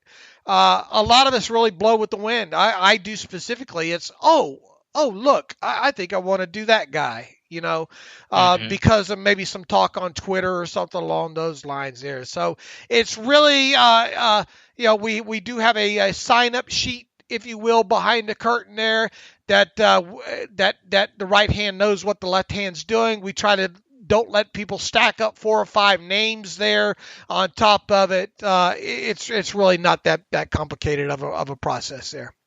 Yeah, but we're excited to be doing it. Hopefully our goal is at least 200 draft profiles. We're already at, I think, almost 10. Wow. So we're off to a really good start. So, yeah, I think we're going to hit that goal this year with our great team, and looking forward to bringing you guys this draft coverage. And as Dave said earlier, is you kind of the listeners see us go through the process of learning and kind of figuring this stuff out, because we're jumping into this, both feet, but we're just kind of starting this process. Todd Jensel writes in, thanks as always for the hard work you guys put in to the Steelers every year. If Ben comes back, and I think we all know he will, do you guys think Ben will review tape this year and decide to work on his agility, mobility, and flexibility? I'm rewatching his games. I know, and he has parentheses, I know I like to torture myself. And there are so many basic things Ben needs to work on. He could also benefit from ballet and Zumba class. It's tough to watch. He looked so old when Pouncey snapped the ball over his head. Thanks. Well, Ben's talked about that in past off seasons, working on some flexibility. I don't think he's going to go all Lynn Swan and take up ballet or anything like that, or yoga, but he has mentioned that before. But I mean, I don't think you're really going to see a more mobile, flexible, athletic Ben as the years go by. Me either. Sean Schaefer writes in, hey guys, we just signed our practice squad to future contracts, and I know any unrestricted free agent signings probably won't come until March, but when do you think we should expect to see any exclusive rights or restricted free agents get tendered contracts? I'm hoping we tender Ola, Ray, Robert Spillane, and Marcus Allen especially. Thanks. Sean, we just had a conversation about Spillane and Allen, so when will that process happen? Probably sooner rather than later. Obviously, way ahead of March 17th. So I wouldn't be surprised in the next couple of weeks we hear something along the lines of Hassenauer, Spillane, and Marcus Allen getting and signing their tenders. The restricted free agents are a little bit more trickier here. So I'm going to tease that, Sean, for Friday when Alex and I cover the very few restricted free agents that we have. So hopefully we answered half of your question. And as far as Ola and Ray, allow me to tease that with Alex until Friday. Yeah, that sounds good. Good question, good answer. Jake Lyman writes in about Big Ben. I don't understand why it's so unrealistic for the Steelers to trade up and draft a quarterback such as Trey Lance here we go. I'm getting scolded here. In the first round. I understand Big Ben will be coming back and we have a lot of holes to fill, but the 2000 draft class of quarterbacks doesn't look promising, and either way, we won't be able to retain enough of our playmakers to make a serious... He says, I don't understand why it's so unrealistic for the Steelers to trade. I don't get where he's going here. Our playmakers to make a serious run in 2000. I love Big Ben. I hope he puts forth a more admirable finish next year. But no matter what next year is the last we should see him, why wait until he retires to draft a future quarterback? But Phil, we have a lot of holes to fill. But the 2022 draft class of quarterbacks doesn't look okay. So in so many words, Jake says we should believe that it's plausible that regardless of what happens with Ben, that the team could draft a quarterback and potentially even trade up in the first round there. Haven't we tried to at least try to leave open the option of that happening, Alex? Yeah, I mean, I'm not going to say there's no chance of it, but just recognize if you want to trade up from, let's say, 24 to 10, the way that CBS mock draft predicted or projected, I mean, that's all you're drafting. You're drafting Trey Lance, and your rookie class is going to be Trey Lance because it's going to cost a lot to move up, even more than it took for Devin Bush. So just recognize that your roster's not getting a whole lot better, and there's going to be some massive holes that you just simply aren't going to be filling this year. We are not totally poo-pooing the idea or at least the plausibility factor that the Steelers could draft a quarterback not only in the first round, but at any point during this draft. Heck, they might need they might want to just see how they do in the process, get him a fourth or fifth round guy to be the almost like they did a couple years ago with Joshua Dobbs. Right, especially knowing that Dobbs is a free agent and Rudolph's entering the last year of his contract. So there's a reason they could, want to do that to have somebody for next year. Right. People read certain things on the site or hear one sentence of what we say and want to make it seem like that's – look, if Alex and I have learned one thing over the years is to make sure that we do a better job of talking in generalities, if you will. Do I think that they're going to draft a first-round quarterback? No, but I am open to the team actually doing that, if that makes sense. And I believe Alex is as well.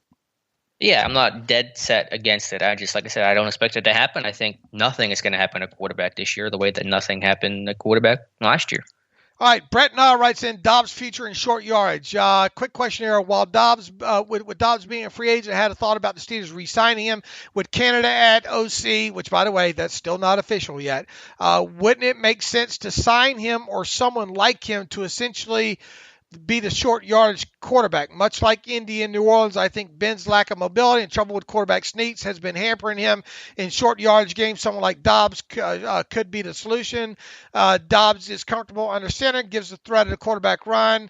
Basically, he's asking, could we see Dobbs being part of the solution to the short yardage situation the Steelers are having?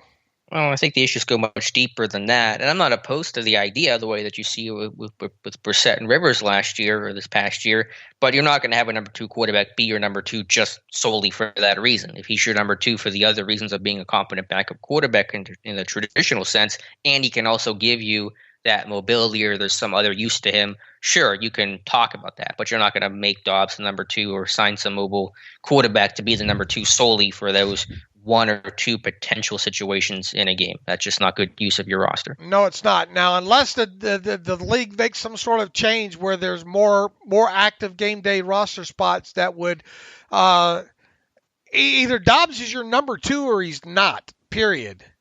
Based on the current game day active player number. The odds of the Steelers dressing, if Dobbs is only your third quarterback and cannot beat out Mason Rudolph, then he's not going to dress in normal scenarios on a week-to-week basis just to help you in short yardage areas. If you're that worried about a short yardage situation, get a better running back. Right, exactly. Or better offensive line. You know, or both, or tell Ben to quarterback sneak every once in a while.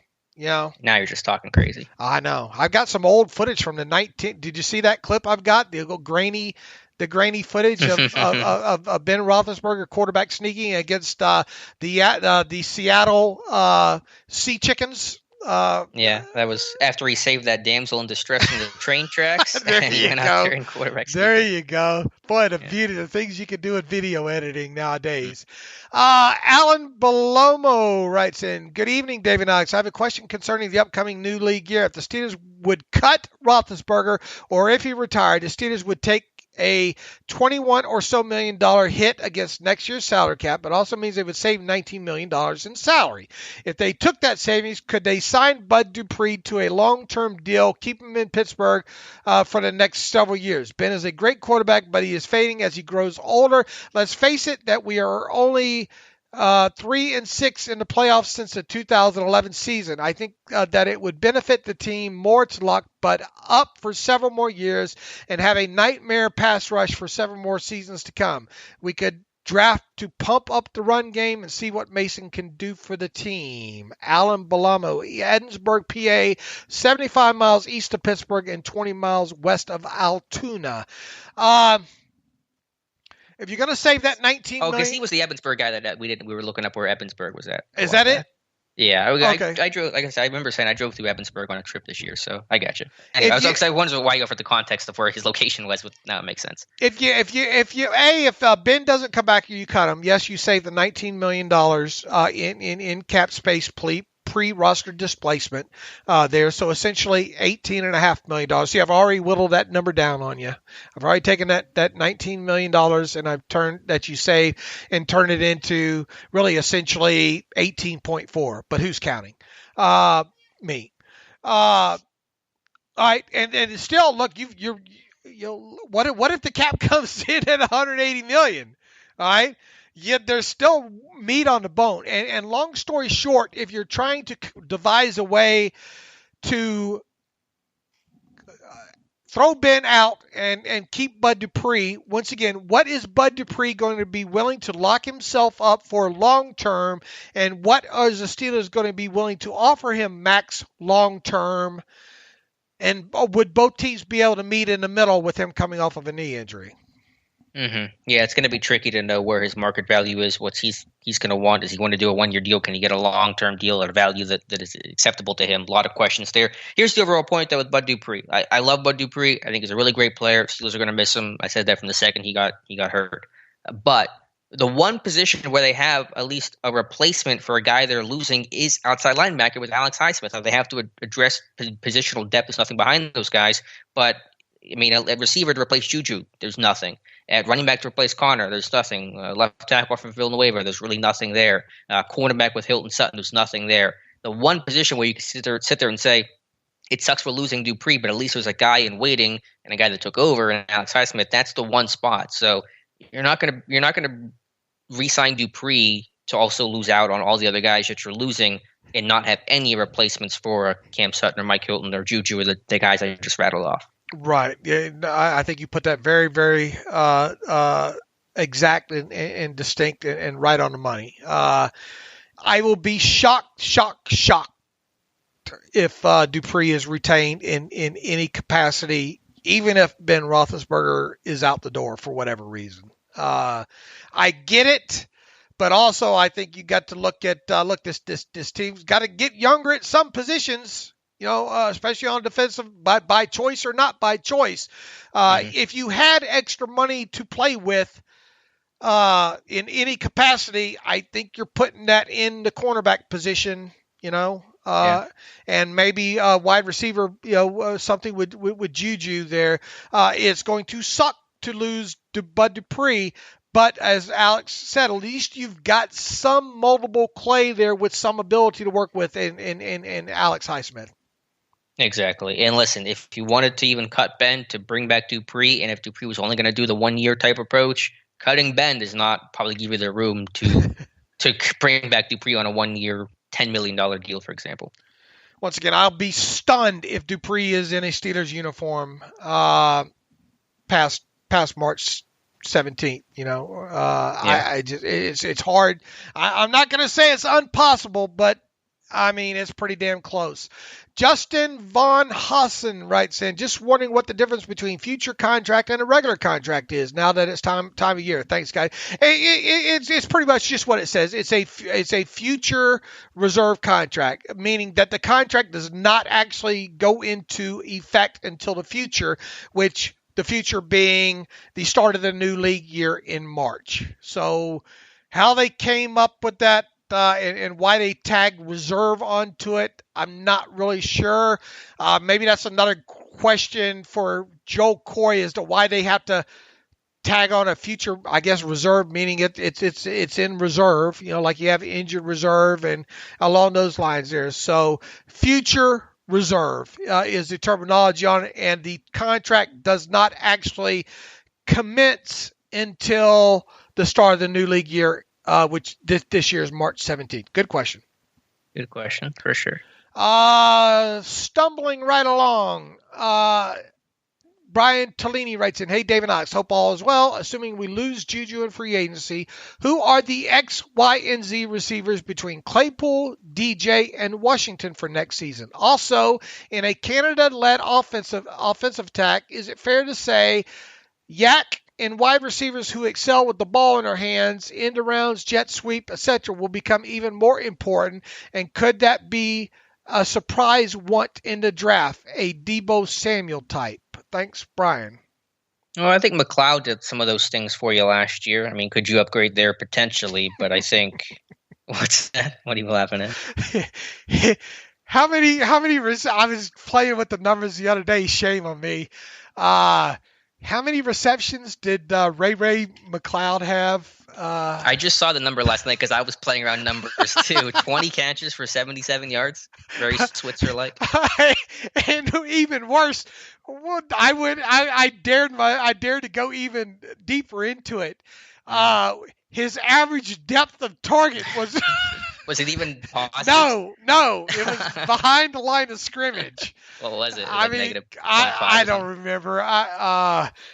Let me look and see if doesn't Pro Football Reference now. Mm-hmm. That's what I was looking at. Advanced Stats Pro. I was looking at Juju's drop percentage, his depth of target, doing some numbers with his, because his average was super low for a guy that caught 97 passes last year. Negative 1.5 yards is what Pro Football Reference has as average depth of target for a guy.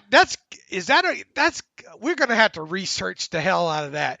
For a guy with 20 or more receptions in a single year, that's got to be a record average depth of target, right? Well, there could be some running backs that caught screens. I mean, he's probably in some running back category. Non-running back. Right. Yeah, non-running back, that may be a record. I mean, I had to look. It's one of those things where you don't want to look, but because it serves nobody really no good, except for maybe comedic value, which hopefully we just provided there. But Look, if there's one complaint about maybe how Ray was used by Randy Fiedner and company in 2020, it's that. Look, he's not a great route runner. He's a double catcher, if you will. But couldn't you have done something to go vertical with him on 5, 6, 7 targets throughout the season? Yeah, same conversation we had with Ryan Switzer. They just want to use him as that gadget guy and jet sweeps, and that's where he made his hay. All right, back to the question here. X, Y, and Z is easy to map out if Juju's not back. Can you repeat that? I'm sorry, I didn't catch it. X, Y, and Z are easy to map out if Juju is not back. X, Y, and Z are easy to map out? The positions, X, Y, and Z. Oh. He wants to know who would be what predominantly Claypool, Deontay, and what position. I had to spell that out for you. Yeah, sorry. Well, I'm getting distracted by Twitter here because something Joe Hayden tweeted out. But the X receiver Deontay, Z Claypool / Washington, slot's up in the air right now. We don't really know. And I think they call it F in Pittsburgh as the slot position. The Y is the tight end. But yeah, I mean, it could be Claypool. You could move some different guys around. A lot of guys played in the slot this year. Ebron's kind of a big stand-up slot kind of guy, but that position's uncertain right now. There's a good chance that Claypool would kind of become that big slot guy that Juju's kind of played. In addition to if they're using two, being the Z in those situations there. Let's assume Juju does not come back, and this team drafts a wide receiver. What skill set are you looking for predominantly that the best fit maybe for a wide receiver if they were to draft one? You said if Juju does not come back? Right. I think it's similar to the way they approached losing AB and how they replaced him was with a guy with an extremely similar skill set to Antonio Brown with Deontay Johnson. So I think they would go with that big slot receiver that, unfortunately, at least, is becoming more in vogue, and there are more options there. So I think they would go with somebody that is as close to Juju as possible, the way they did Deontay Johnson replacing AB. I'm going a different way from you. I want that Martavis Bryant lightning quick stretch the field, be the single best field stretcher the team has right out of the chute. Someone that might have a 5-cent head that you could get third or fourth round. Even after drafting Claypool, you want another similar guy to that? Yes, because I still what was one of the main concerns I had about Claypool, not really concerns, just one of the biggest things that I think he's still really yet to prove consistently at the NFL level. Stacking, separating downfield. But listen, for an offense that's going to rely still on short passes, 3-step game, I think you want to find someone that does that really well. Boy, there is a wide receiver I have been stalking already. There's a phrase. From afar, and I don't think he's determined what he's going to do, and he's right here in the great state of Nevada. Romeo, is it Dubs? I don't know. 6'2" kid out of for Nevada. Boy, that kid can get down the field. And I think he's an underclassman here. He is a guy I've kind of had in my peripheral vision all throughout this, obviously shortened season and all. Big plays galore. I'm surprised you haven't looked. You know what? That might be a kid. I have to wait and see. Did he declare that? No, I don't know if he has or not. Or the deadline's passed. Oh, has it? I don't know if he has or not. I haven't looked at that aspect of it here. Are we sure the deadline's passed for that? There's a March 1st deadline, I believe, for upperclassmen who could return for another year as a COVID exemption, but the deadline for underclassmen, I believe, was Monday, if I'm not mistaken. I'm trying to look at his timeline here. I don't remember seeing that, which doesn't mean. I tell you, his Twitter bio, it says new beginnings. I don't know what that means. Maybe that's what's his name? Romeo Doubs. Yeah. Has he declared? I'm not seeing anything on him declaring. So if I haven't seen that, then I think he's coming back. Let me pull up this article here really quickly. Let's season. I have not looked this last week and all, so it looks like he's returning to school. Okay. Well, thanks for taking a pin to my balloon. You're welcome. Well, anyway, along those lines, I want a kid that can stretch the field like that, and someone that you could also use around, on end arounds and stuff like that. So that's where my head is at on potential type of wide receiver the Steelers would draft if Juju flies the coop. Gotcha. By the way, Joe Hayden came off a COVID list. I guess we should mention that. Not that it matters a whole lot. And he is at the inauguration today, and everyone's talking about the Jordans that he's wearing, and apparently that was Joe Hayden wearing them. All right, that's good information to have. Critical, the hard-hitting stuff.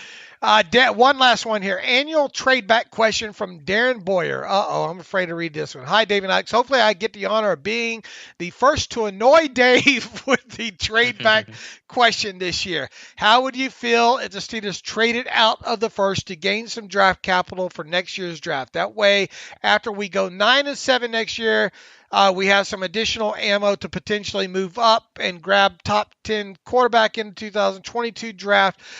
We could still get a solid tackle if we traded back to the top of the round 2. And as last year's draft class showed, we could still have a solid draft even without a first rounder. Personally, I'd like to see them draft high-end dual threat guy to be the next quarterback, since it helps in the running game by leaps and bounds, rather than draft a guy like Trask or Mac Jones at 24 this year.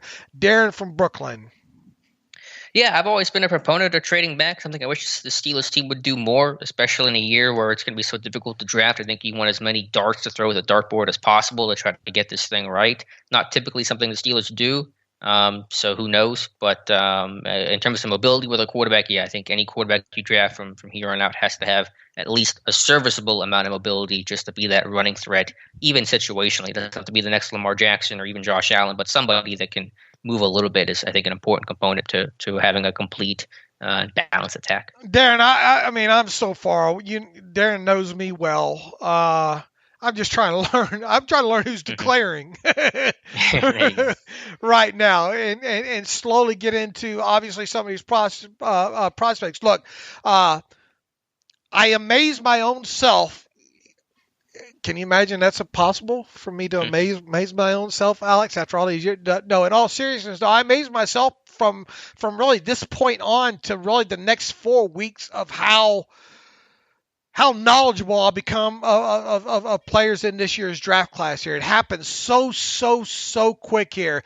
I'm not even remotely thinking about the possibility of the Steelers maybe trading back here. I'm just trying to learn, once again, who's draft eligible, just start scratching some of these guys that interest me as part of this year's draft class. And really, I know Alex is really in the same boat as I am. I am.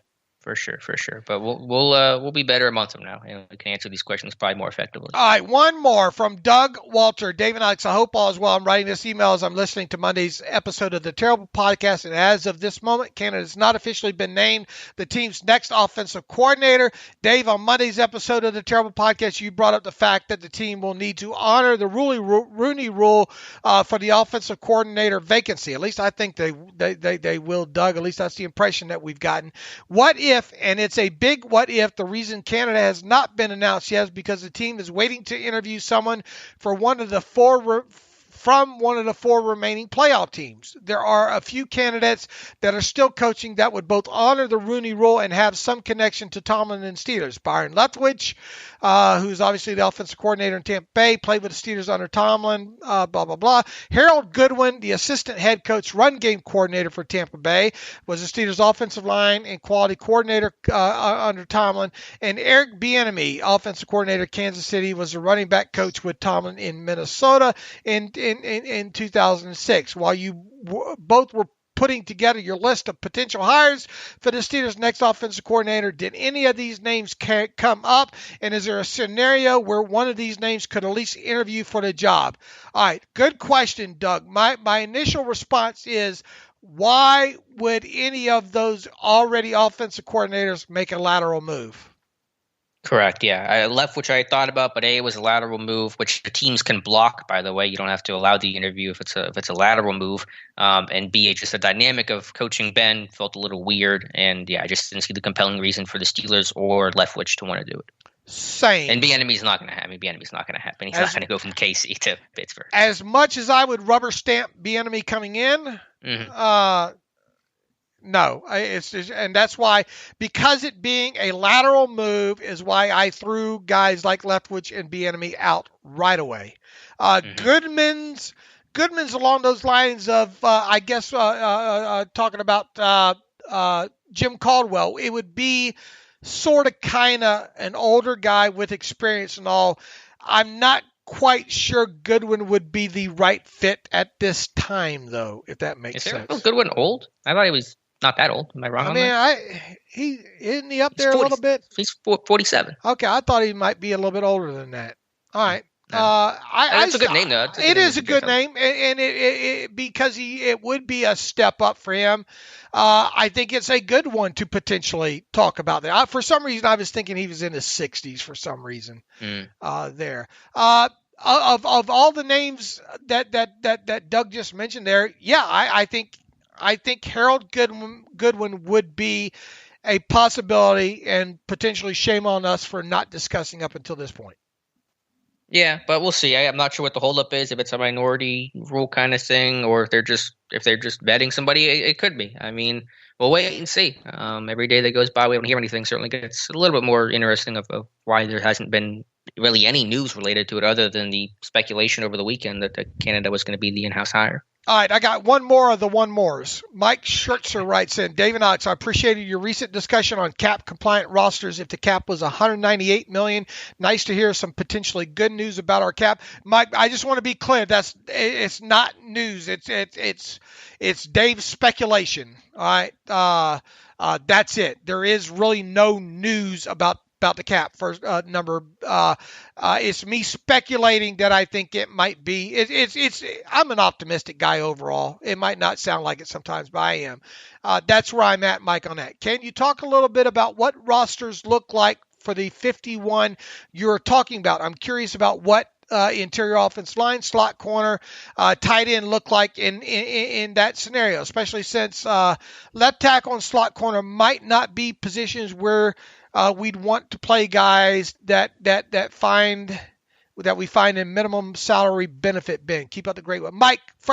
You can easily look at what the I don't think they've updated with the futures guys yet, Mike. But if you go to overthecap.com real quick, and I'm going to have a full report on this probably next week. I wanted to get some of these futures in and get some of this free agency work out of the way and get our draft process started here. So next week I'm going to have, I'm fairly sure, a full update on the Steelers cap situation based on the current rule of 51 and all like that. But if you want a sneak peek of the guys, just go to Over the Cap, click on the Steelers, and make sure you're on the 2021 tab, and you'll see the working rule of the players the Steelers have under contract for 2021, and by the time you do that, maybe they'll have the futures guys on there as well too. But that's what we're looking at as far as a potential rule of 51 is the players that were already under contract for 2021, and is it 15 guys that they've signed since the season ended to reserve future contracts, Alex? Mm-hmm. Yeah, 15, because Edmonds and Jones were 14 or 15. Look, Mike and others, you're not going to have any problem if you're new to the show hearing me talk about rules of 51s and salary cap discussions and those kind of things there. Anything you would like to add to that, Alex? No, and you said you'll have an article next week that kind of lays out the whole cap situation. Absolutely, I got to get some pre-tax work done, and I'm going to get some ink this weekend as well too. So, all right, got to get my priorities in life straight here. In the meantime, let's see. Alex and I will be back talking about restricted free agents and whatever news is out there. We're going to have plenty of cap discussion, I'm sure, and pre-draft prospect discussions and all along those lines there. Who knows? Maybe we'll know who the offensive coordinator is by Friday. I kind of doubt it, but who knows the way the news cycle moves here. In the meantime, you can follow me on Twitter at Steelers Depot. You can follow Alex on Twitter at Alex_Kozora. Follow the show at Terrible Podcast. Email the show, theterriblepodcast@gmail.com. If you like what we do and you want to donate to the cause, please go to SteelersDepot.com, hit the donate button up right navigational bar to make a secure donation. Also, if you like an ad-free version, go to SteelersDepot.com, hit the ad-free button for $25 for 1 calendar year. You can have an ad-free version of the site as well. So until Friday, as always, thanks for listening to the Terrible Podcast with Dave and Alex.